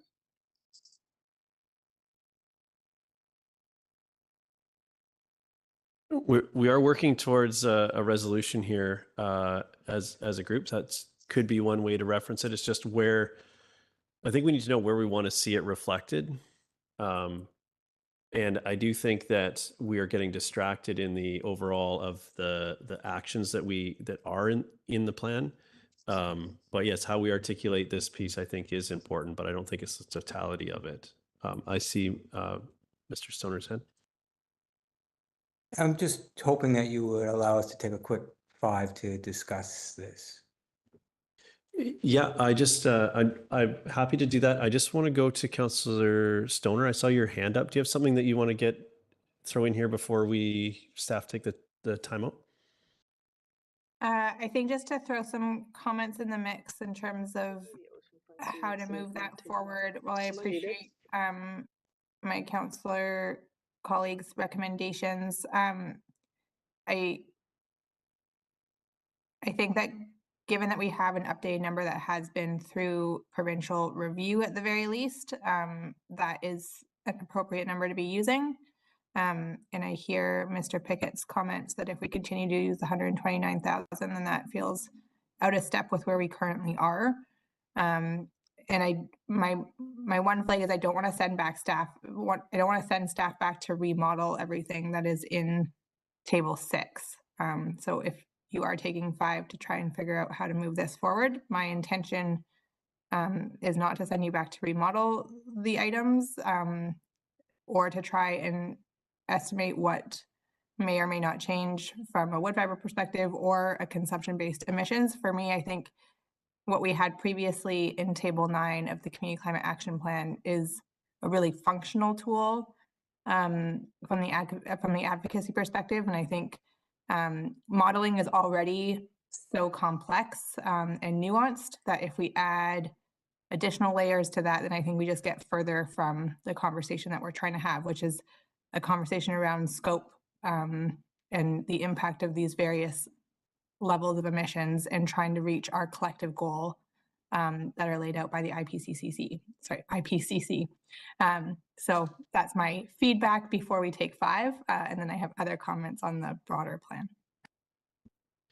Okay, thank you for that. I'll go to Councillor Pettingill, and then we're going to give staff their 5. I might have some comments. Yeah, so I just want to clarify though, my understanding is the 129,000 number from our previous plan has gone through EAO and public review.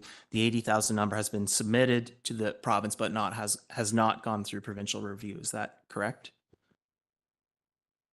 To the mayor, I'm not an expert on this, but the review process. But my understanding is correct that the number was submitted and accepted in provincial review, the 129,000. I believe it was in 2015. And then in 2023, they resubmitted a plan to be net zero ready by 2030. And as part of that plan, they submitted their own number, and then they also submitted the external GHG accounting number, and that number was 83,400 and change. And that number, but that number was calculated by an external party, and that number was submitted to the province. I could not find a record of the province accepting that, but I don't believe that there was any action that the province had to take, that the province did not reject it and send it back. Indicates to me that they fulfilled that and the province accepted it. So, okay, I think for me, it's about where we communicate this piece. I've already mentioned the page 23 edition of that. What we're measuring, which I think begs what we're not measuring, and I think reflecting this in some way would be helpful. And to me, the conversation is how, and I definitely don't need to add more extensive modeling work, particularly given that as much as they're working towards building something and operating, they're not currently today. So I think that this plan, it's maybe more about what the review process of this plan is over time and how it's reflected in more fulsomely in future plans as these numbers are moved from hypothetical to actual. But anyways, I'll leave my comments there till we're back. So it was 5 minutes enough for everyone? Yeah, okay. So we're gonna do 5 minutes and we'll be back at 8 o'clock. Thank you.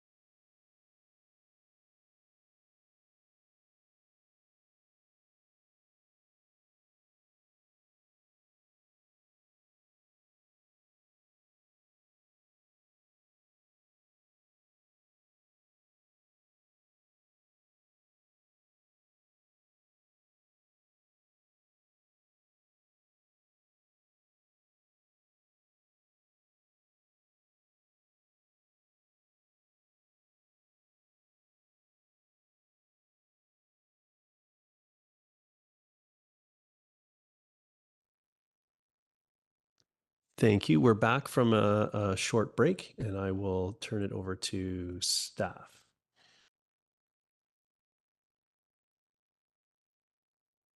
Sorry, we had a timeout. Whoever wants to take that answer, staff requested a timeout. I'll go. Thank you. Yeah, staff just requested a timeout to make sure we were all aligned in terms of what we were seeking from council, which is specifically, as Mr. Stoner had indicated previously, any of the specific feedback that council would like as part of the motion so that staff can make those changes and then publish the document and get it across the finish line. So if council has any more questions, we can entertain them, and we're prepared to answer them. Just wanted to make sure we were aligned. Okay.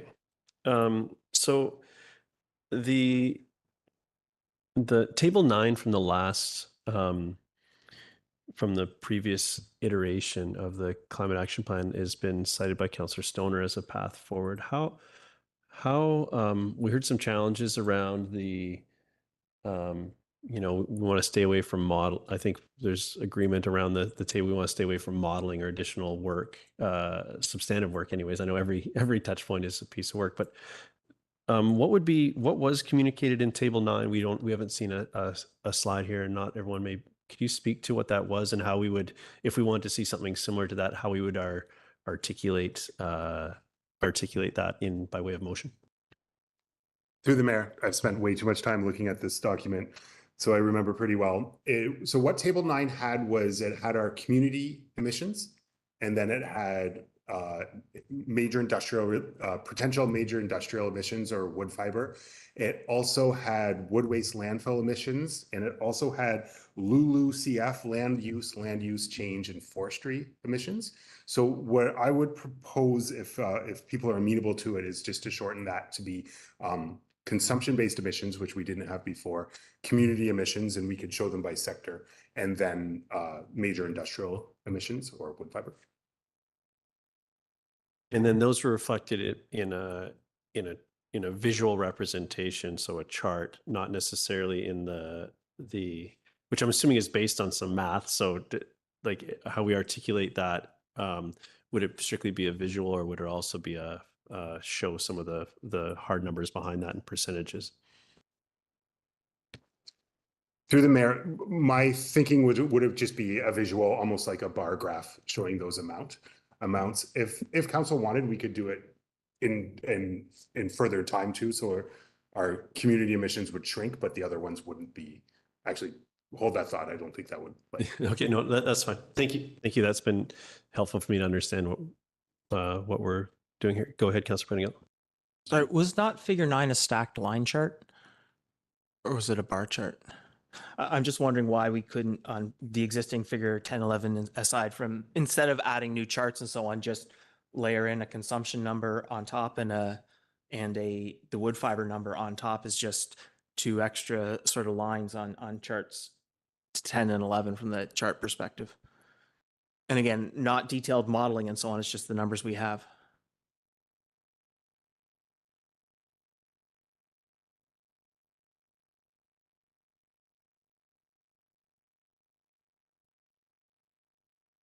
Through the mayor, table 9 is the one on page 70. Is that correct? Right. We're switching between charts and tables. So for the charts, figure 10 and 11, which are the stacked line charts, and why we can't just add a line for wood fiber and a line for consumption. Again, with the numbers we have, no modeling, just here's the numbers and an asterisk. These are the best numbers we have at this time. They're not deeply modeled. Sorry, we didn't print. We tried to save paper and didn't print the whole document, and we're paying for it now. Through the mayor.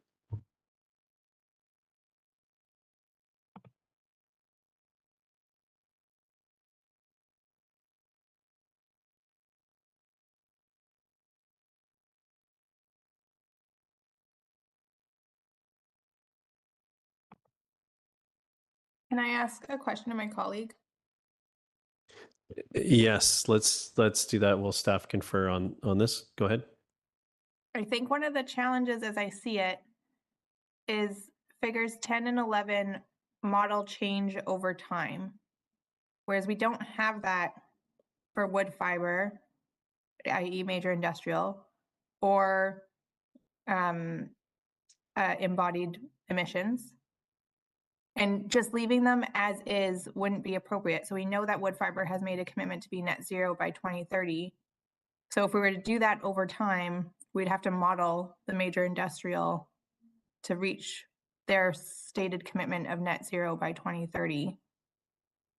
And so I actually, like, one, that's a whole bunch of additional work for staff. They've said over and over again that they haven't modeled those categories. But I think what I need is a comparison of what our current community emissions are, and then what the other two category emissions are in this present moment. And so that we can then say that we have a plan to get us to reduce our community emissions as much as possible. We're not going to get 100% there, but we are going to get to 60% by 2050. And we're working hard to close that gap. And we're not seeing that same level of commitment with the major industrial and the consumption emissions. I think, to me, the challenge is, like, we don't have, like, we've heard from staff that they haven't modeled out forward for those other two categories. So are you asking staff to go back and do that work, or just to leave it as a straight line across into the future?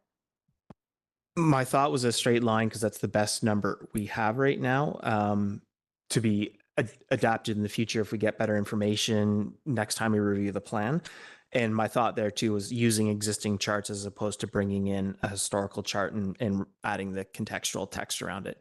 So I was actually aiming for simpler rather than, but I take your point. I would just be sort of personally comfortable layering in, this is the number we have, and yes, it's a fixed number and we can put an asterisk because this is the information we have.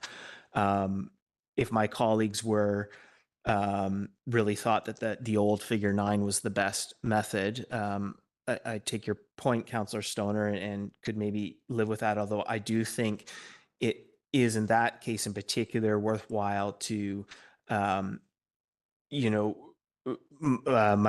motion would be that we use a number that has gone through provincial review, which would have been the original one we had. It sounds like the new one has not. It's strictly proponent submitted at this point. But so with those two pieces, it's the figure 9 and then the number from the review process, which is the 129. That might be an acceptable way through. And then we're not doing the future projection. Okay. Thank you for that exchange. I think there was a chatter going on with staff. Was there a question that was? Did you have something for us? Sorry, I know you folks were having a discussion and there was a question to another counselor, so I went for that. No? Okay, so I think here I think a path forward here. Actually, I'm going to move the staff recommendation with two additional items. So I'm just going to get that language of the council endorsed community climate action plan with as presented, with additional language on page 23, similar to the information on page 13 regarding what is not included in the plan, and to include a table similar to table 9 of the last the current community climate action plan, or the previous community climate action plan, that reflects the impacts of wood fiber LNG amongst other considerations that haven't been modeled into the plan. And I'll speak to it if it's seconded, and then we'll see where this journey takes us. Is there a seconder for that motion? Councillor Stoner seconds. Sorry, can I make a small friendly amendment? Yeah, take a swing. Go ahead. That figure 9 includes community emissions industrial emissions, and then consumptive emissions. Okay. Yeah, thank you. That's, so are you, with that friendly amendment, are you seconding that? Okay, thank you. A couple things here. First of all, I'd like to recognize the amount of work that has gone into getting us to this point. The conversation today has been really dominated by the pieces that, that aren't reflected in the plan, but there's so much here that I think is there's so much good work in this plan. I'm happy to endorse it. We have a long way to go. We spent a lot of time here talking about, and rightly so, the the pieces that we don't have that haven't been included and that we don't have direct control over. However, they're still very real. So I appreciate that. Now, in the area of where we do have direct regulatory control, there's so much to like here. I really appreciate the pieces around co-benefits. I really like the equity lens applied to the work as well. And I think it reads, it also is presented in a way that's very, very accessible. So, which I guess is part of the whole picture here. So, I really like the work here. My two additional items I've brought forward in an effort to address the concerns that have come up through this meeting, and one, the additional language. If we're trying to talk about what we're measuring, we should talk about what we're not measuring. We do that elsewhere in the document. I think that one's pretty easy. The piece around sort of giving us a tool to not just council a tool to advocate, but for the community to understand what these things look like, and I think it's important that we clearly acknowledge what the accounting principles in general aren't always understood by the general public, but GHG accounting principles and so on are definitely not. So I think it's important that we do recognize those in the document, and I'm happy with the way that that's proposed here in the sort of the old table 9. I don't know what, it'll have a new snazzy name like table 13 or something in this context, but I think it's understood what that means. And thank you to my colleague for the additional language there. I'll go to Councillor Stoner as the seconder, and then I'll go to Councillor Pettingill for comment.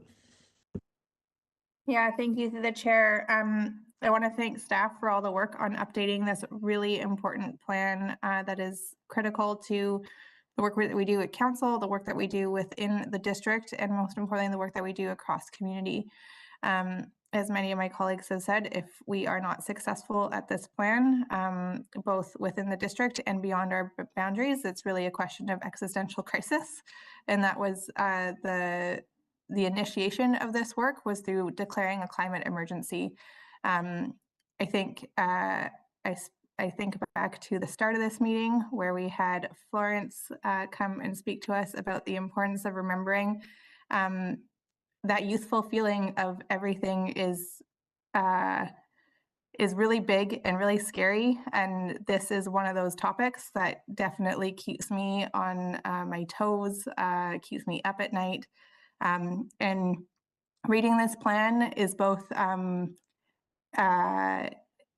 exciting. It gives me a sense of hope that we have strong action that we can take within our grasp, that there is things that we can do. And it's also a little bit sobering because it knows that we still have things that we have to figure out, and we don't have a plan 100% to get us there. We had a very extensive conversation this evening about things that are in and outside of our direct action and jurisdiction, but still will trump, sorry, no, I try not to use that word all that much these days, but on a project that will, if it goes ahead and we are successful across the board, it still, it may make all of our efforts invalid at the end of the day, given the shared end goal that we're working towards. And so I hear my council colleagues' challenge with that. I hear where we're trying to wrestle amongst the detail. And not to say that that isn't important, but I do want us to make sure that we are focusing on the things that we do have tangible action that we can take, that we can empower our community towards taking action, and as well as empower our council and future councils to be able to be well suited to do the advocacy. And for me, that inclusion of figure 9, table 9, whatever it is that we're referring to, is the piece that I need to be able to have those conversations, to be able to articulate just the differentiations in scope of what it is that we're talking about. And that I think will get across the board for me, the important work. I want to thank staff for the updates that they have made since this was last presented to council in February, especially the filling out of some of the language around incorporating more businesses and how businesses can take action. Because as I mentioned, I think that this is a call to action for everybody in community. I hope folks see themselves represented in this document and find something that they might be excited to take action on to reduce their personal GHG emissions, either within their residential part of their lives, their business parts of their lives, or more broadly across community. So happy to support the motion on the floor. Thank you. Thank you very much. I'll go to Councillor Pettingill. Yeah, thanks. And so I think, the reason for my questions and my persistence here is, again, there are some large gaps created in areas that are outside of our direct control, but still, I believe, are our responsibility to try and tackle. And I have been driving or pushing for clarity so we can do that advocacy, but also understanding this isn't just an advocacy tool for us, it's an advocacy tool for the community so they can take this when they're talking to provincial leaders and so on. And so to that end, and with the goal of clarity, because there is specific provincial and federal policy, provincially especially around LNG. And so I want to just clarify when my colleague is speaking about the inclusion of figure 9 and reference to industrial and consumption, that we are including or retaining that publicly and provincially reviewed 129,000 number from the figure 9 and the explicit connection to wood fiber for that piece of it, because that is part of that clarity and understanding for us and the public to do that advocacy work. And so to my colleague, is that the intent, that the figure 9 with those specific pieces, in addition to industrial and consumption, is what is being spoken about here?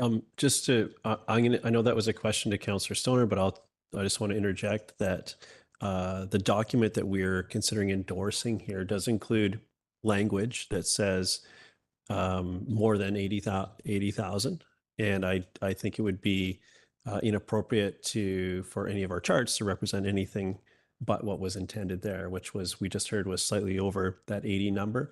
We can add a bar of variability or an asterisk or something but so on. But the direction that we have was to create that table, and that table needs to be aligned with the numbers that appear elsewhere in the document. So that's the direction I believe we've given through the resolutions that we have before us.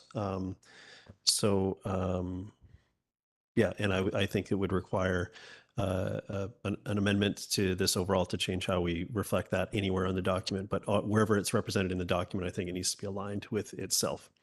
I'll go back to you. I need to move on through the speakers list. Yeah, and that's one of my understanding, because the figure 9 does include the 129. I think that's important. And so if there needs to be a subsequent amendment, because the 80,000 doesn't sound like it's been necessarily reviewed by the province, it hasn't been reviewed by the public, I don't think. So I want to understand if I should propose an amendment or not. Sorry, the figure 9, just to say, the way that was phrased was similar to the figure 9 in the previous document. So capturing the same type of information, not and in the most current numbers. So for me, it would represent, and I've heard from staff that they've been working from a different number, and so I think wherever it's represented in the document, it should match itself. So at this point, we're working from that more than $80,000 number, or 80,000 number. I'll move on, but I'll give you a chance before I call the vote to come back, and if you have an amendment, and I'll let you stew on that. Councillor French. Real quick. I support the motion, and I support the good work of our staff. Thank you. Councillor Greenlaw, so I'm not sure if you're using the electronic hand or not. Would you like to comment on this? Oh, yeah. Well, I think it's important that we reflect the numbers that are actually being approved by the province, and not these ones that haven't actually gone through a full vetting process yet. So I'm standing with Councillor Pettengill and his comments. Thanks. Okay, I'm going to go to Councillor Pettingill, and I've got Councillor Stoner. So yeah, just still seeking clarity because a piece of this was the number, but also figure 9 makes explicit reference to wood fiber, which I think is important for that clarity piece. And so I want to clarify or confirm that when we're talking about industrial and consumption, those are in addition to the existing sort of figure 9 and not a replacement for where we've explicitly identified wood fiber. And again, I think that's important because there's specific provincial policy around LNG that we need to lobby on. That puts it in a different thing. It's not just industrial. We don't actually have any industrial. So I think it doesn't add clarity unless that wood fiber piece is explicit in the new chart. In the previous figure 9, it's highlighted as wood fiber LNG operational phase, and I would expect that labeling to continue here. And I just heard I saw a nod from staff as a way of clarity there for those online that weren't seeing that. I'm going to go to Councillor Stoner.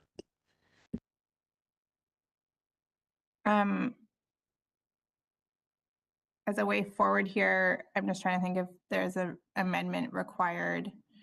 I'll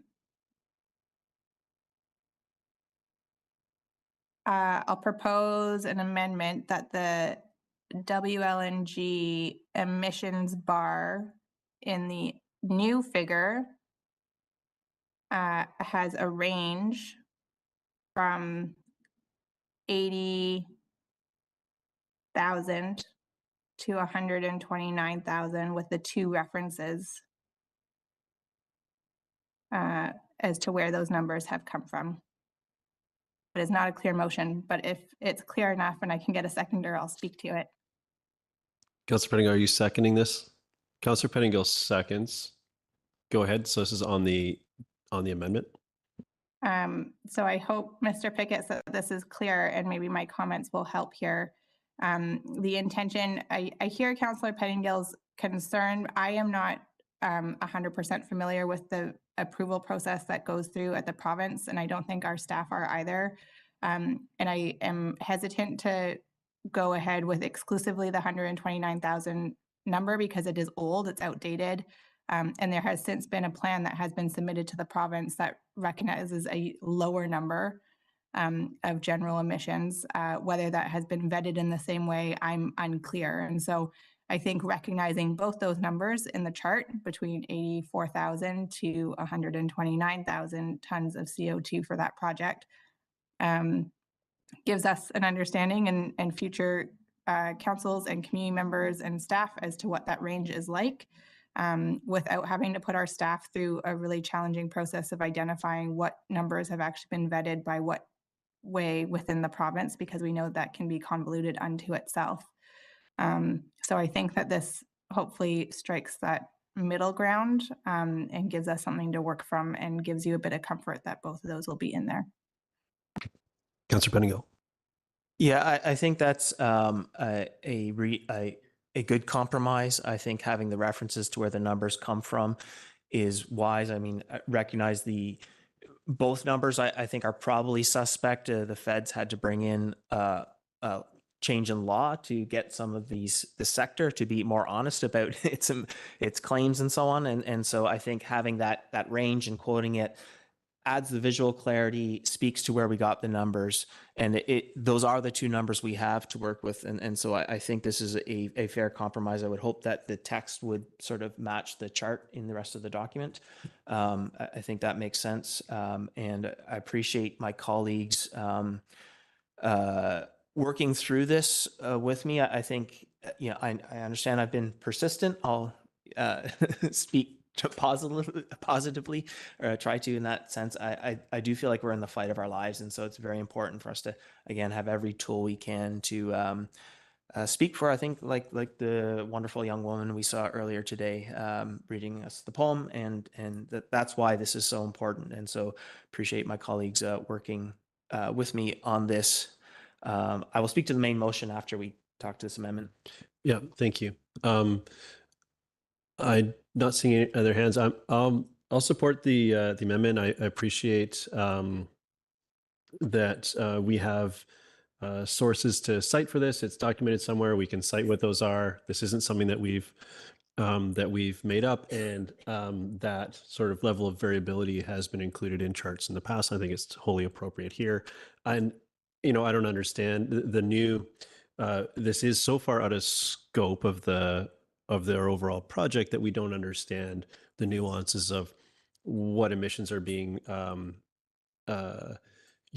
associated with the compressor plant, and like how there's a lot there. So I do think it's totally appropriate to put that both numbers in, and at this point, and I'm sure that at a future revision this will be an ongoing topic, how it's represented in community climate action plans and likely elsewhere. So I think this is I'm comfortable with it, with this level, with the direction that we're providing here, and I think it's easily achievable and not unleashing a ton of staff work or analysis. So on balance, I'm happy to support this, and I don't see any other hands. So I'll call the question on the amendment.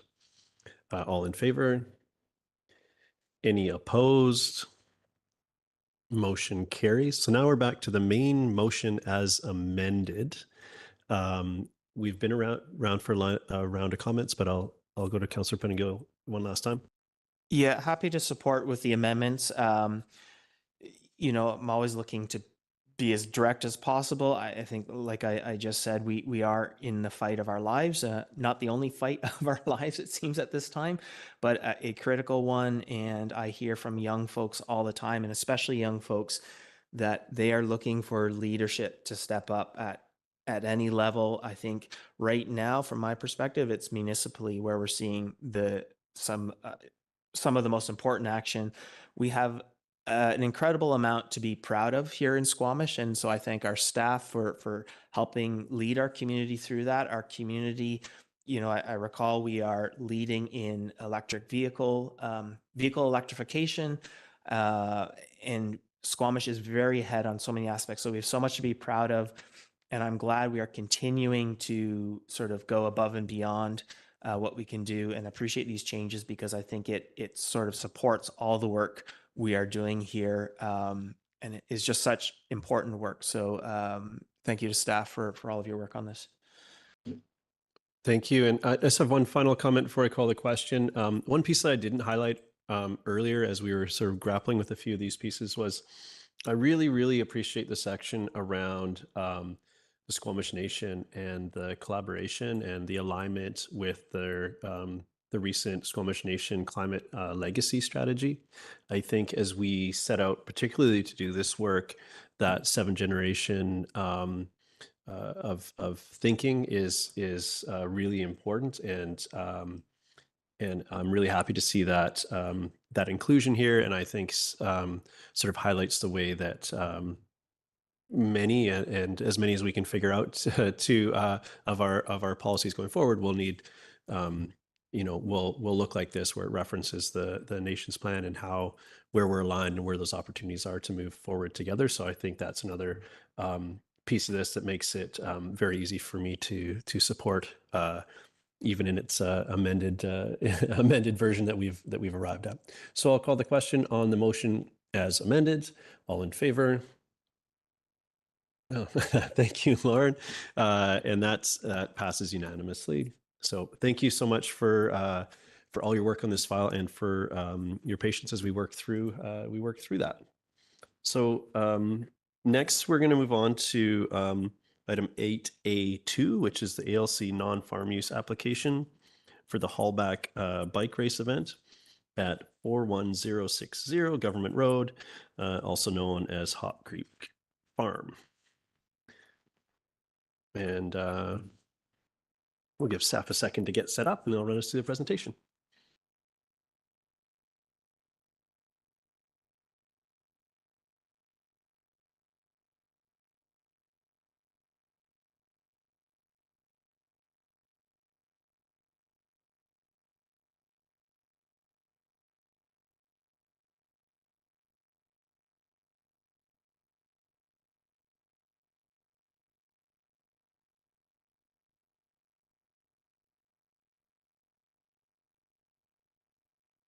The floor is yours when you're ready.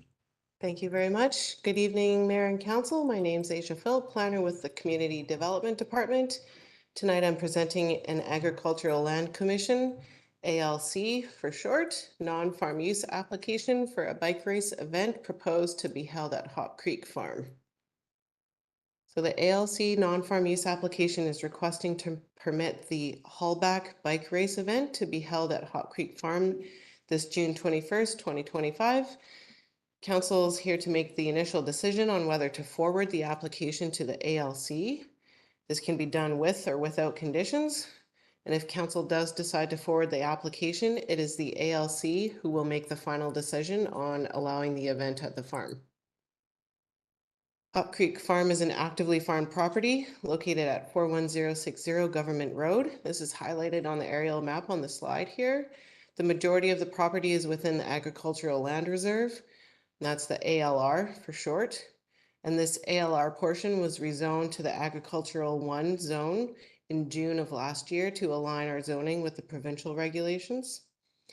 The ALR use regulation allows gathering for an event, but it limits the number of people that are allowed to gather to the event to no more than 150. As the haulback race is intending to exceed the 150 person attendance limit, the non-farm use application process has been triggered. Details on the event have been submitted by the applicants. The staging and the after party for the event are proposed to be located on the non-farmed portions of Hop Creek Farm, as outlined on their site plan shown here. Outlines for a waste management plan, access and parking plan, and a plan to prevent impacts to the agriculturally productive farm areas have been submitted. A special events permit will be required for the race, and through this permitting process, event referrals will be sent to relevant district departments, and the applicants will have to notify the neighborhood of the event. As the event organizers are working closely with the Hop Creek Farm owners, and all parties have stated that they'll make every effort to avoid negative impacts to the farmland, staff are recommending that council authorize the non-farm use application for the property at 41060 Government Road to proceed to the ALC. And with that, I'll pass it back to the mayor for questions and comments. Thanks. Thank you so much. Council, questions about what we've heard? Was that your hand? Yeah, go ahead. What portion of we've heard sort of some reference to what's farmed and not farmed and impacts that way, but what are the impacts in terms of what's farmable? Like, are they farming everything that's farmable, or is there other sort of arguably farmable land that isn't currently being used but would be used by this event? Through the chair, the applicant has not provided that information, and I have not asked them, so I do not know what portion of the lands could be farmed but are not currently being farmed. And then it looks like sort of the access to the proposed parking, overflow parking, it's not obvious to me how vehicles would get to that access without disturbing the farmed land. Do we have an understanding of how they propose to do that, and how much of the farmed land would be disturbed by accessing the overflow part? Through the chair, they do have their farm access roads to their fields on the site, so it does look like there is a viable way to drive a vehicle. It involves crossing the CN rail line, so that's between the applicants and the race organizers to sort out with CN. But it does look like through the roads that exist on the farm for servicing the farm that other vehicles could go along there without encroaching into the production areas. Yeah, follow up, go ahead. And so is the ALC, this part of the process I'm not clear on, are they just looking for whether or not we refer it, or might we refer it with some comments, or would our referral to the ALC, if we chose to go that way, could that look like? You can choose to refer it with or without your terms or conditions or additional comments. So the motion that I put forward has no comments, and you could make an alternative motion to add your comments within that. I'll let you ponder that. Council, other questions? I have a couple, so not seeing hands. I will take those on.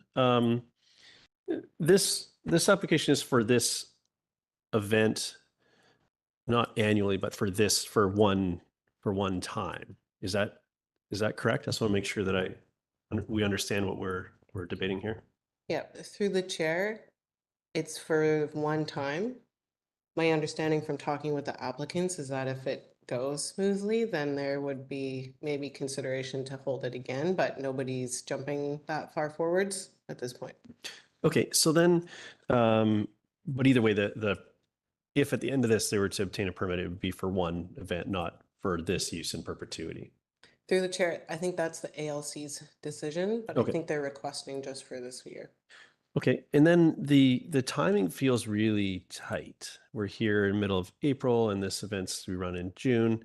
In the report, it says that if we're to get a favorable decision, if we approve this now and the ALC comes back with an approval, then the additional details would be ironed out through the event planning process. Can that happen in parallel to ensure that we get a good outcome for the community as far as like having enough time to flush out whatever the plans and the impacts and so on? I appreciate the mapping provided, and it was really focused on the ALC piece, which is the question we have, but there's all sorts of questions likely about routes and event stuff, right? So can that happen in parallel, or does one need to happen before the other? Through the chair, so they can happen in parallel. And the district, my understanding is that there's an application and that the applicants have been working with our manager of special events to address. Okay, thank you. Councillor Stoner. Thank you. Through the chair, it's my understanding as per the ALC that up to 10 gatherings for events are allowable on ALR land as of right. Are those, and this is unique because it exceeds the number of people from 150 to 200 plus. And can I just clarify that that's the reason that they are seeking endorsement from council, is just because it's exceeding the number of people, not necessarily that the event is happening? Yeah, I can confirm that through the chair. That's the only aspect of the ALC's regulations that they're exceeding or Okay. not meeting. Thank you very much for that clarity. And actually, on this point, is there an additional threshold that we're contemplating here? Like, it's just that it was over the threshold, so we have to do this process, but this doesn't limit it to a new number, a 300, 500, whatever, another number that we need to worry ourselves with? Through the chair, it's just that it's over the 150. They had more than 150 participants in their inaugural year last year, and they're hoping to hit 200 to 300. Remains to be seen. And the ALC, in theory, could put a limit that they choose as well. Okay, thank you. Councillor Pettingill, sorry, did you have your hand? Yeah, I'm trying to figure out if this is a question or a comment. I think my understanding is that the rationale for allowing up to 10 events of up to 150 people is to take a piece of property that just isn't financially viable to farm, give it enough income that farming then becomes viable. But the flip side, or when that goes too far, is if a piece of land becomes very lucrative for events, the property value goes up and then it becomes completely unaffordable for farmers. And so I'm wondering if staff was able to sort of consider that or sort of understand consider what allowing a large event on an ongoing basis might do to the land values and therefore impact the financial viability of farming, because again, it raises the land price too much. Through the chair, we haven't done any economic analysis to see if there's been those sorts of potential impacts. These are the ALC's regulations. So in theory, they've done their own research to set out the provincial level regulations that we have come into alignment with through our zoning.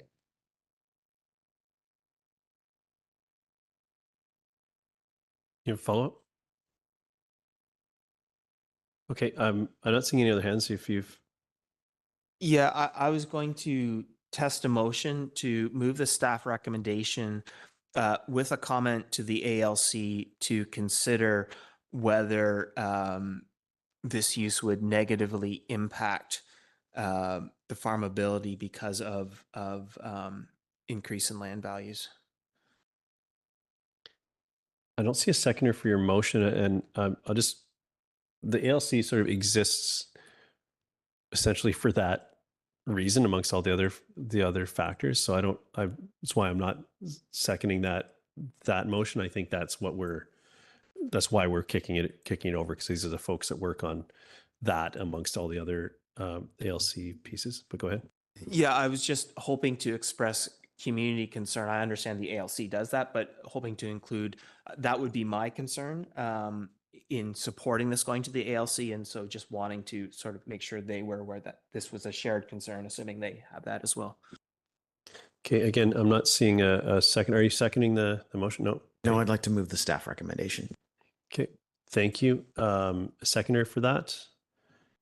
I'll second that, and to get it started. So do you want to start with comment of any sort? Yeah, thanks, Mayor. I corresponded with the event organizer because I had some of my own questions that were somewhat unrelated to this, and were more reflecting back on how Testamental handled some of this. I was a director of that race event, so curious.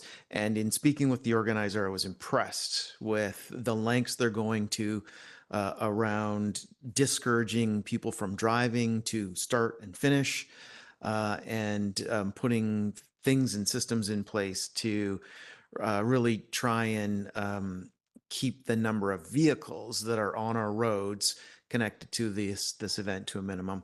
I think the staff recommendation is the appropriate place for us to land on this. Thank you. Councillor Stoner? Thank you, through the chair. I'll also support the motion on the floor.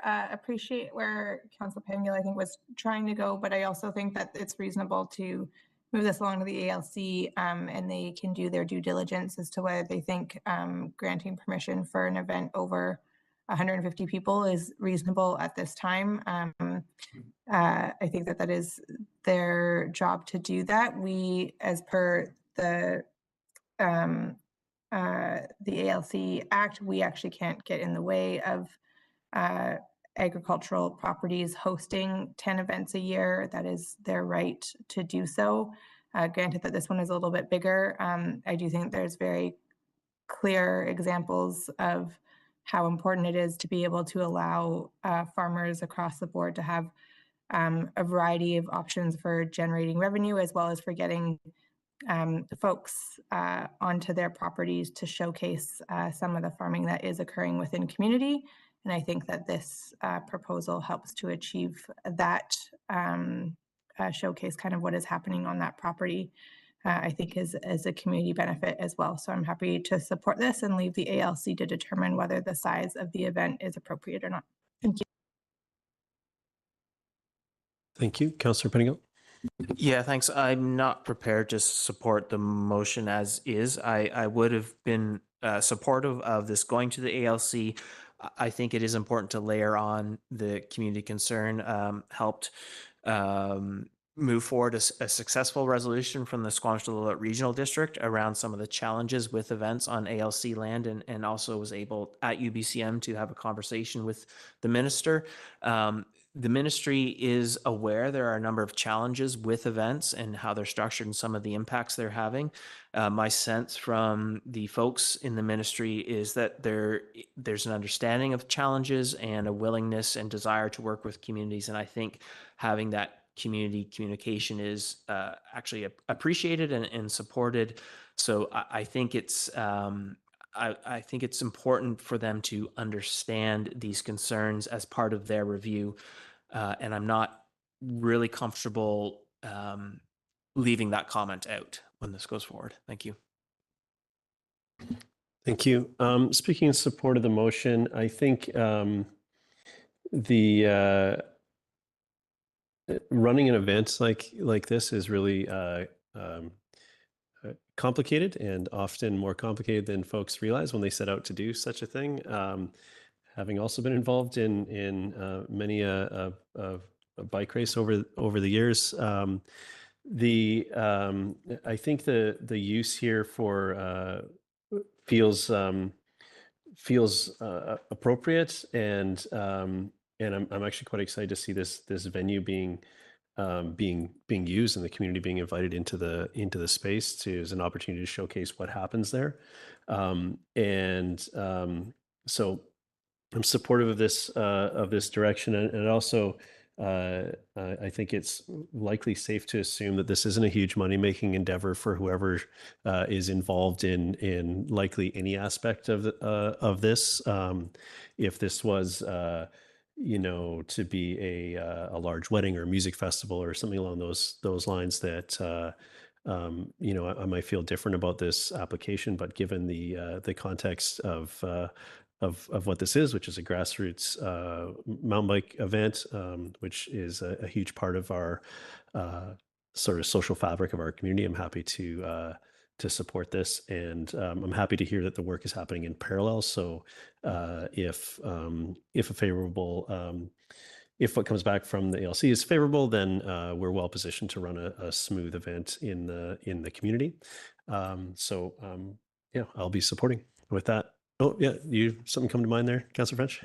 Yeah, just one more quick thought. I walked this farm a couple of years ago with the owners of the property and the representative that they work with. And I just wanted to add that their passion for farming was apparent in the time that I spent there. So I have no doubt that the folks involved with this property are more committed to farming than they are to special events. And I also know from the discussion with them that special events like this are an important part of making their farm operation successful. With that, I'll call the question. All in favor and opposed? Councillor Pettingill opposes. Motion carries. Thank you. So now we're on to, sorry.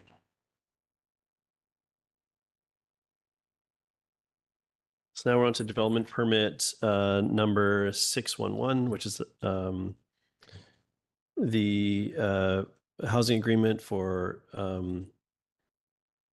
1001 Finch Drive, Phase 1, bylaw number 3053/2024, and land development agreement amendment for same property.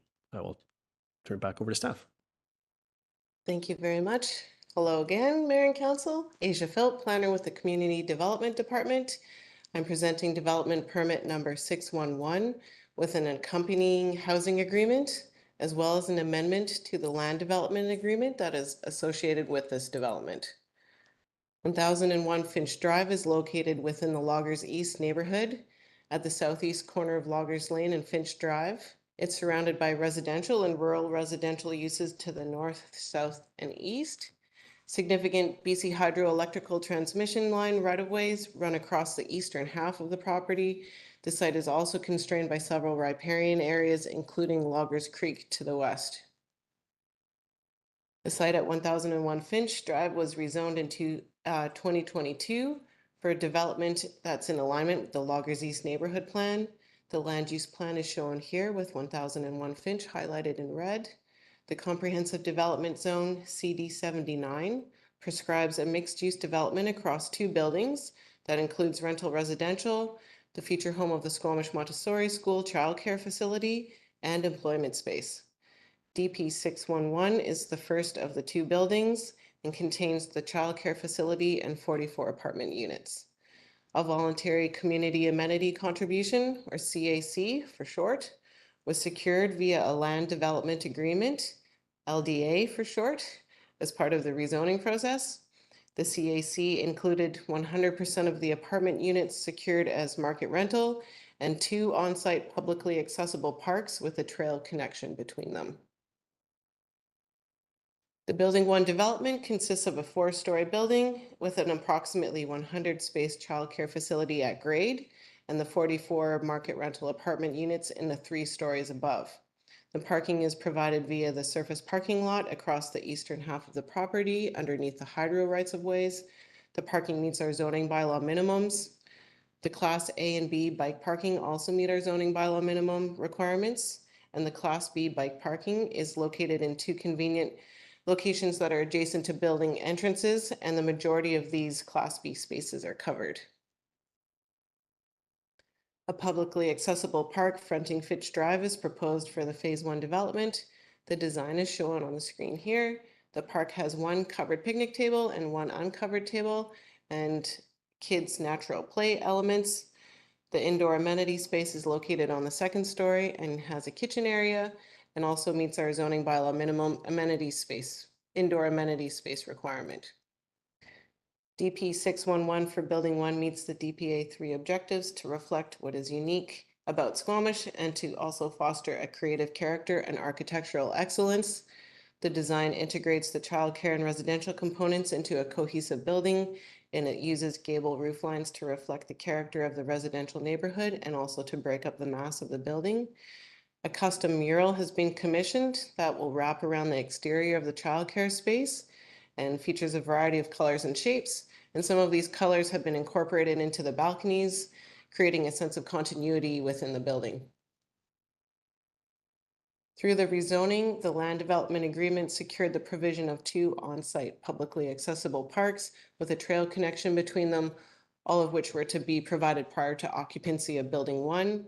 To expedite construction of building 1 and also to bring the large childcare facility and the rental housing units to market earlier and address the significant rise in construction costs that have occurred since the rezoning was approved, staff are supporting the proposal to move construction of the 2nd park at the rear of the site and the trail connecting the parks to the 2nd phase of the development. So this change in the timing of the park and trail provision requires amending the land development agreement. 100% of the apartment units will be secured as purpose-built market rental in Building 1 through Housing Agreement Bylaw number 3053, and this is up for consideration of first 3 readings following your consideration of this development permit and the land development agreement amendment. To inform the community per district policy, the project was posted to the district's development review page and a development sign posted on site. No public comments have been received to date. Building 1 of this development provides over 11,000 square feet of employment space earmarked for the childcare facility. This aligns with Council's strategic plan prepared for the future objective to create a net increase of employment lands and spaces. The childcare facility also aligns with the Loggers East neighborhood plan policies that include the provision of local commercial uses within the development and the integration of at least 1 larger childcare center in the mixed-use area of the Loggers East neighborhood. The provision of the publicly accessible park supports Council's strategic plan objective to generate a net increase of new parks, trails, and gathering spaces. DP 611, through its commitment to provide the 44 market rental apartment units, aligns with Council's strategic plan connected and livable community objective to increase the diversity of housing forms and tenure types year over year. The table here outlines the proportion of annual housing targets that the 44 units in DP 611 represents. And also of note is the provision of 9 3-bedroom units within Building 1. Staff recommend approval of DP 611 as it meets DPA 3 guidelines. Staff further recommend Council authorize execution of the land development agreement amendment to delay the provision of the on-site trail and park at the rear of the site to phase 2 of the development. And lastly, staff recommend first 3 readings of Housing Agreement Bylaw 3053 to secure the 44 market rental units in this first phase of the development. And with that, I'll pass it back to the mayor for questions and comments. Thank you. Thank you very much for the presentation. Council, questions? Councillor French. Thanks, Mayor Herford. It jumped out at me that there's no signage details in the staff reports, and the guidelines table indicates that a sign permit will be needed. What has prevented the signage plan from being included in the report for council? Through the chair, staff often recommend that a developer provide the signage details so that we do not have to process separate sign permits, but it's at the discretion of the applicant to make that decision, and this applicant has chosen not to do this work upfront at this stage. But that doesn't mean that the work doesn't happen. That just means it's a different permitting process, and that's a staff like a staff-led process that doesn't need to come to council. So it's sort of optional to be included at this point. Yes. Yeah. Okay. It's the sign permit application process. Okay, I just wanted to make sure that it wasn't something that just wasn't gonna happen. Thank you for that. I'll go to Councillor Stoner. Thank you, through the chair. A few questions. Do we still have a priority process for applications? And if so, would this meet one of the priority standards because it's 100% market rental? Through the mayor, we do still have the process. It's a policy embedded in adopted policy. This project is within the priority stream and is being processed as such. Okay, that's helpful to know. Thank you. My other question was, there's still a requirement associated to the first building to construct the crosswalk across Loggers Lane. In the new transportation master plan that we endorsed last month, there's a proposal that we start to move towards raised crosswalks.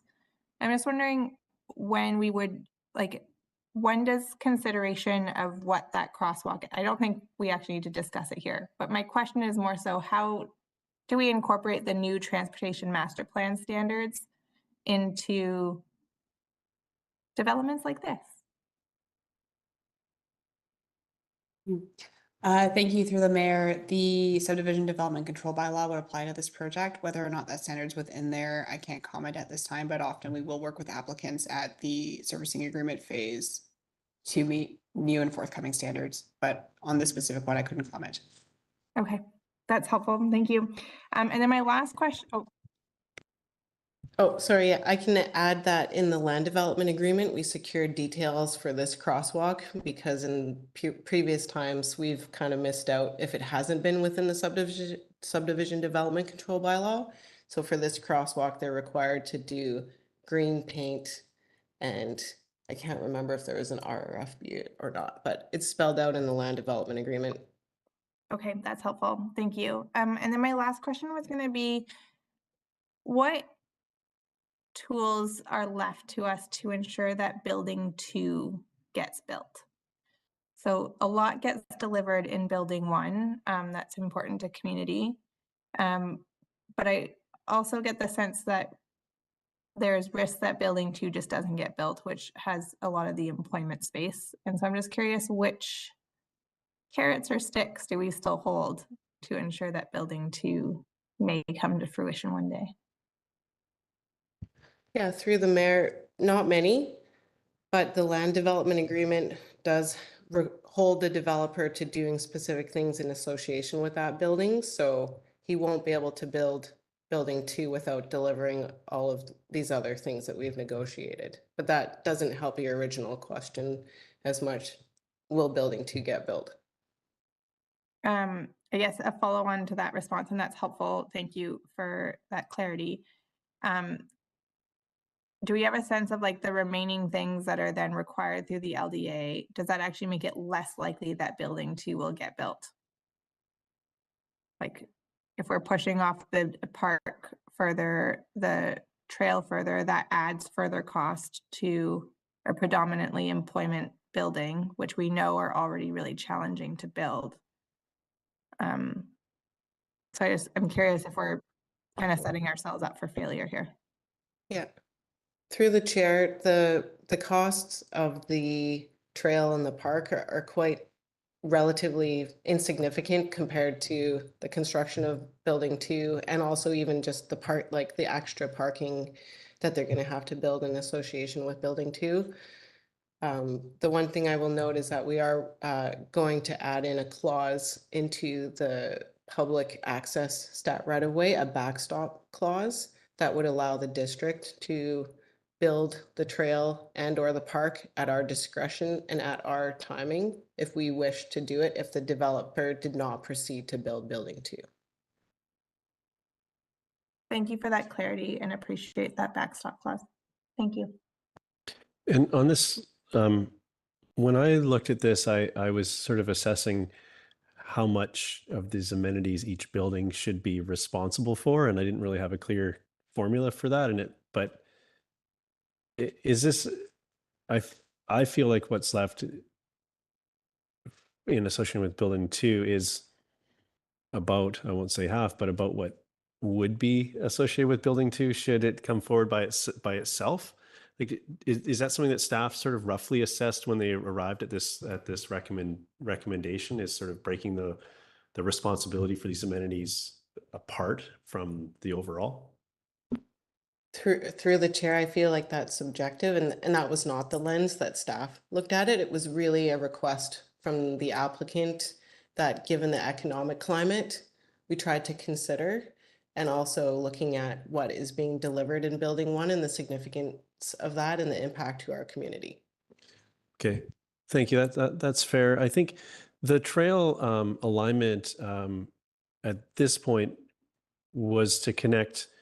I think at a future state, it may connect sort of in a longer length, but there's no immediate connection to the south beyond connecting within the site itself, should those 2 parks actually be delivered as in the original form. Am I correct there? Yes. Okay, and then that's what you're getting at with the clause that would allow us to do so. If this ends up being the missing link and building 2 doesn't come to fruition, we'd still have the right of way and the ability to execute that at our discretion. Yes. So if that was to come to pass, what would the obligation be should they advance building 2 after the district takes on building the trail and the park? Like, does it trigger a renegotiate? Like, I'm happy to hear that that's in there and we have the ability to do so, but then where does that leave them delivering an amenity? Does it allow us to send them the bill for that work? I'll go and then you can, I mean, I think it would just be that we've taken on that cost and the developer no longer has that cost. Okay. And then if changes were to happen to building 2, to make it buildable, just say they had to go through another process, they want to change the plan there, then it would give opportunity to address these matters in that process. Through the chair, yes, if it's something where council has discretion, rezoning, variance, but not if it was a development permit where it met the guidelines. Yeah, okay, thank you. Any other questions, council? Okay, as we're moving towards a decision here, I just want to highlight that we have, I just want to make sure we stay on side. We have everything but we have to break this into at least 2 pieces, everything but the bylaw, and then readings of the bylaw would be separate. It's included as 9.1 is the 3 readings of the bylaw. So I'm going to move the staff recommendations under 8.3, 8A3. And I'll speak to it if it's seconded. Seconded by Councillor French. Thank you. Supportive of this. I think I think that showing some level of flexibility in the timing of delivery of amenities and in ways that still ensure that we're delivering, that any development delivers for the community. I think this feels very appropriate. I'm happy to see the childcare included in this. Was the phase that's moving forward first, and given that there isn't an immediate need for the trail connection, I'm happy with the adjustment in the phasing and the rationale provided and the security piece around, which I guess goes into the, oh no, that's part of the, I'm trying to remember which is part of which motion, but the ability for us to go and do that work so we don't have this being an island on someone else's timeline should those other pieces come into play over time. So I'm happy to support and thank you for the work to get it to this point. Other comments? Councillor Penningill? Yeah, I'm torn on this one. I did not support the earlier Discovery Way, which was a rezoning where we have more discretion because I'm not comfortable with our understanding of the risk with that rezoning. And here, this was rezoned already, and so the use and the density and so on is already defined, and that's not open for question here. So where we are considering, we have much less discretion on the development permit piece. Land development agreement, we do have some discretion, but it doesn't change those density and uses. And, Fortis has, from what I heard, that pipeline they're putting right in front of that proposed daycare. They don't have anything like this in their system in terms of size and volume and pressure. And they certainly don't have anything like this pipeline this close to people. But I don't see a clear mechanism through the discretion, these decisions, or what's available to us here to remedy that. And so if this is going ahead with the things that is in there, I think the addition of the no gas covenant is a significant improvement. But I do have, my colleagues have raised some considerations again in terms of, I'm really torn here. If it were not for the pipeline, there are some questions about whether we are relaxing too many things in the land development agreement. But then maybe that has the opposite effect if we don't want it to go ahead because there's the pipeline there. So I'm really spinning my wheels a little bit here at the moment, leaning towards approval again because of the limits of discretion in these particular decisions. But yeah, I will wait to hear what my colleagues have to say because I'm struggling with this one.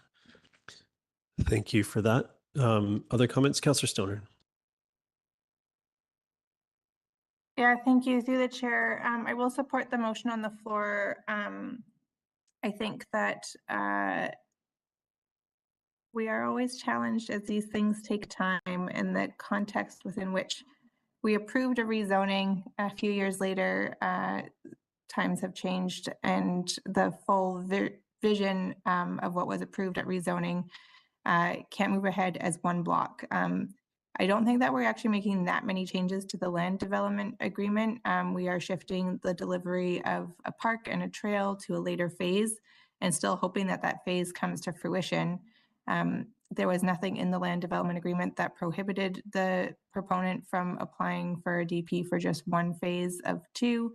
And I think that's just the reality of the economic context that we're in. And I think the delivery of the 44 market rental units along with the childcare space is extremely valuable to our community, and it still delivers on a lot of the components that we had talked about in terms of having one park and some open space and improving the crosswalk across Loggers Lane. So those are all things that I think were high priority as well, and I would just hope that over due course of due time that the second building will also come to fruition and deliver on the employment space that we also know that we need and want in community. But I'm not willing to hold up the 44 market rental units and the childcare space in order to do that. Thanks. Thank you. Councillor French. Thanks, Mayor Herford. Yeah, I'm supportive of the staff recommendation.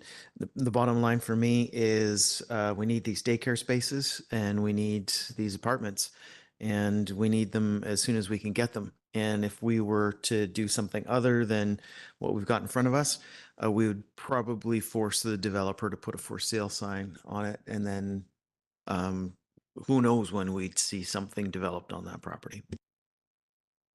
Thank you. With that, I'll call the question. All in favor? And opposed? Councillor Penningill opposes. Motion carries. And just I will move the next piece, which is the is it, yeah, first, second, and third reading of the housing agreement bylaw for this same project, second by Councillor French. I know I just spoke to this overall project, but I think this has already been zoned for this use, and this is it advancing. But I'm really happy to see the rental units here, and this is the piece of that secures those as rentals in perpetuity. So I'm excited to see this advance and to help address the needs for these dedicated rental spaces in our community. I see no other hands. I'll call the question. All in favor? And opposed? Councillor Pettingill opposes. Motion carries. Thank you. So we don't have any correspondence action requested. We did have an item referred from the consent agenda. And it was I forget the number now, but it was the bike share memo. Councillor Stoner, you pulled out. Would you like to speak to it? I just wanted to express my enthusiasm. When I read this memo, I realized that I don't think Mr. Pickett's is still in the room, but hopefully if Mr. Stoner is still there or Ms. Glenda, you can pass along my happy dance when I opened up this memo. I was so excited to see that this summer, starting hopefully in May, we'll have an e-bike share program coming to Squamish. And I hope that it is as well used as I hope it's going to be. I plan on taking many trips on it, and look forward to having an additional option for folks to get around in our community. And I know that this was a bit of a unique proposal that came forward, and it took a little bit of innovative thought across a few different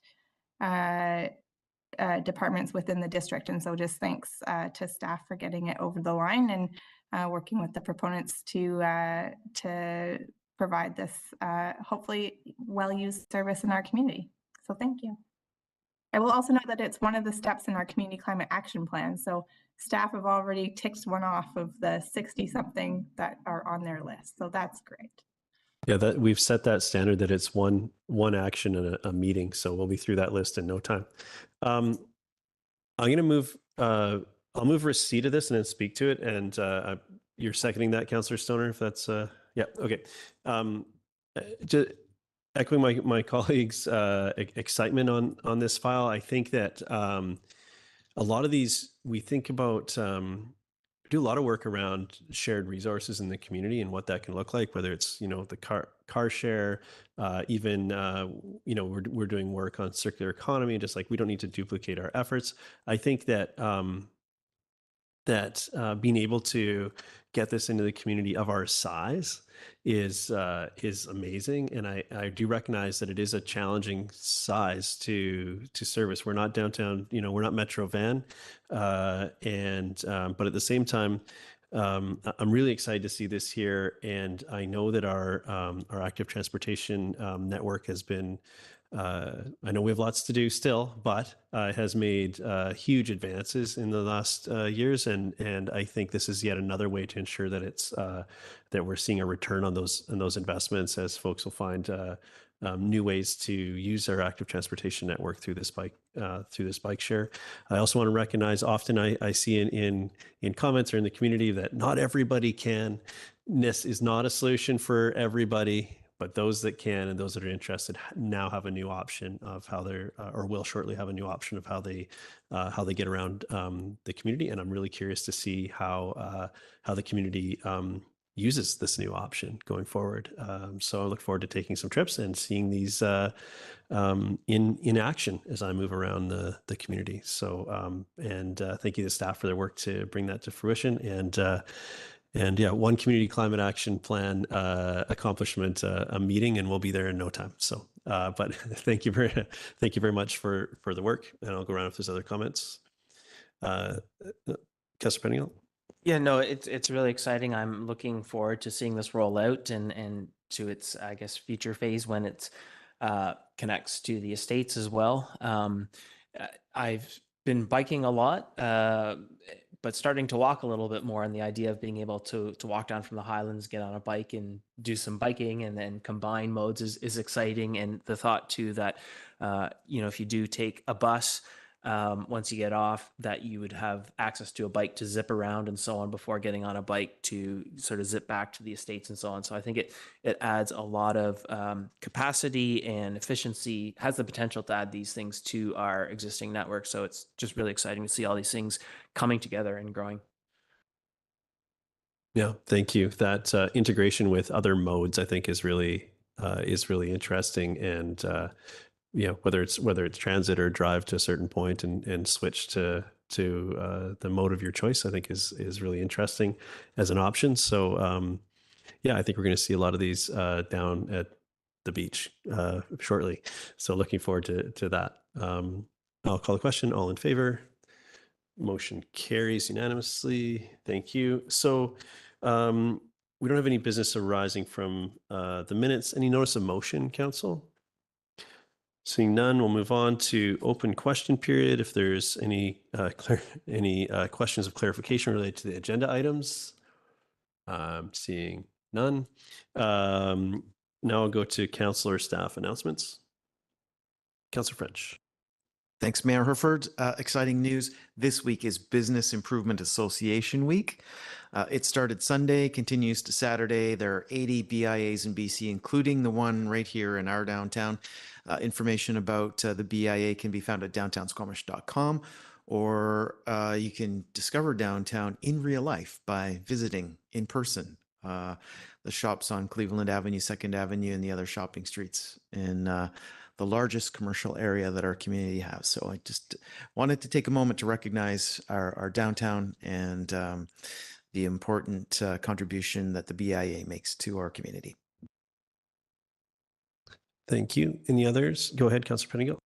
I was able to attend with some of my colleagues the all candidates meeting for the federal election last week. Some good discussion. Unfortunate that one of the candidates declined the invitation, which I understand is a pattern from that party, which is unfortunate because I think, this is really an opportunity for us as a nation to come together to talk about our different ideas and how we work together and what we can do together as a community. But for the folks that attended, it was a good discussion. I have been hearing, and I understand myself, feeling sort of overwhelmed by what's going on in the world, especially down south and the tariffs and all of that. And there's a feeling that that's making a number of people feel disengaged from this campaign and this election. But just to encourage everyone to have those discussions about what's important with your friends, your neighbors, encourage everyone to get out and vote. This is an important one.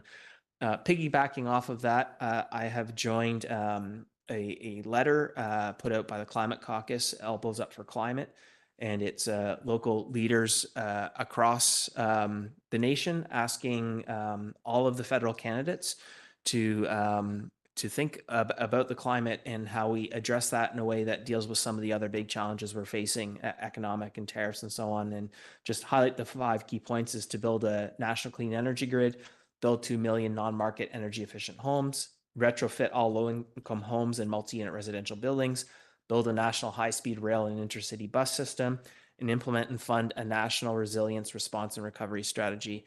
I think a lot of this is aligned with much of the work we are needing to do here anyways. So this really made a lot of sense to me, and hope for any of my colleagues that have missed it, you'll take a look and consider it. And in similar ways, I hope everyone is taking the opportunity to get engaged in this election. Thank you.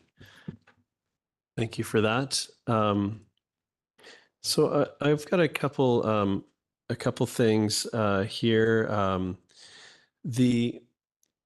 Going back to the second, I had an opportunity to join the Squamish Nation Elders for lunch and conversation, and I just wanted to send a thank you out to them for welcoming me in their space and their generosity with their knowledge and patience in as we had a great and constructive conversation around all sorts of matters related to our work in this room. So I'd like to hold my hands up and say Osium to the nation elders for their generosity. That same evening, Youth Council met, and Youth Council is working towards, again, earlier today we had the poet laureate, Florence was here, and she's also a member of Youth Council, and it's just such an inspiring group that it's great to work with them. So they're working towards putting on their big event coming up. Sorry, it's May. That you're about to hear a lot about to align with Youth Week. I believe it's, sorry, I'm looking at the date here. I think it's May, coming soon, early May 4th. May 4th. I should remember that. Thank you. So that's coming up. You'll hear some more about that event, but they're working hard to bring all the details together there. So that's sort of upcoming, but that's the work of Youth Council, and that's a program around a market. There'll be celebration of youth excellence, and as well as a granting program. So that's really exciting. You'll hear some more about that as it gets closer. Also, sorry, I'm a little lost in my notes here. We also had a what else do I want to say? I think that's probably, I'm going to leave that. Those are probably the highlights. There's so much going on. I really do encourage people. We did hear about Councillor Pettingill's comments around the election. I think it's really important that people, as we sit here as elected leaders, we encourage people to participate in the electoral process, get engaged, and vote your conscience, vote on what's important, what those matters are for you, and the outcome there, I think, has a large impact on our community, not just the nuances in this room, but more broadly. So I encourage everyone to get engaged, and I'd love to see higher voter turnout in every election that happens. So for me, the biggest thing is that come out and vote, get involved, understand the issues, vote your conscience. And I believe that I think the early polls open on Friday. You can vote as early as across the weekend. So get involved and vote. And then I guess I'll take the opportunity also to promote tomorrow is Mayor's drop-in, 11 o'clock here in council chambers. So if you'd like to come and have a conversation about what's important to you, come on down. To be myself and Acting Mayor Pettingill will be with me. We'd be happy to discuss anything and everything that's on your mind. And I always look forward to those opportunities. So hopefully we see lots of folks out for that. I'll leave it. I think that's it for me. Any other comments? Sorry, I lost my screen. Seeing none, we don't have a motion to close. We have no in-camera announcements. So I will go to Councillor Stoner, who's moving that we terminate this meeting. I will second that, and we're all going to vote in favor of that and move on with our evening. So all in favor, motion carries. Thank you so much. Yeah, thank you, Councillor Stoner. Thank you for joining us. See you soon. Thanks, everybody. Have a good evening. Thank you.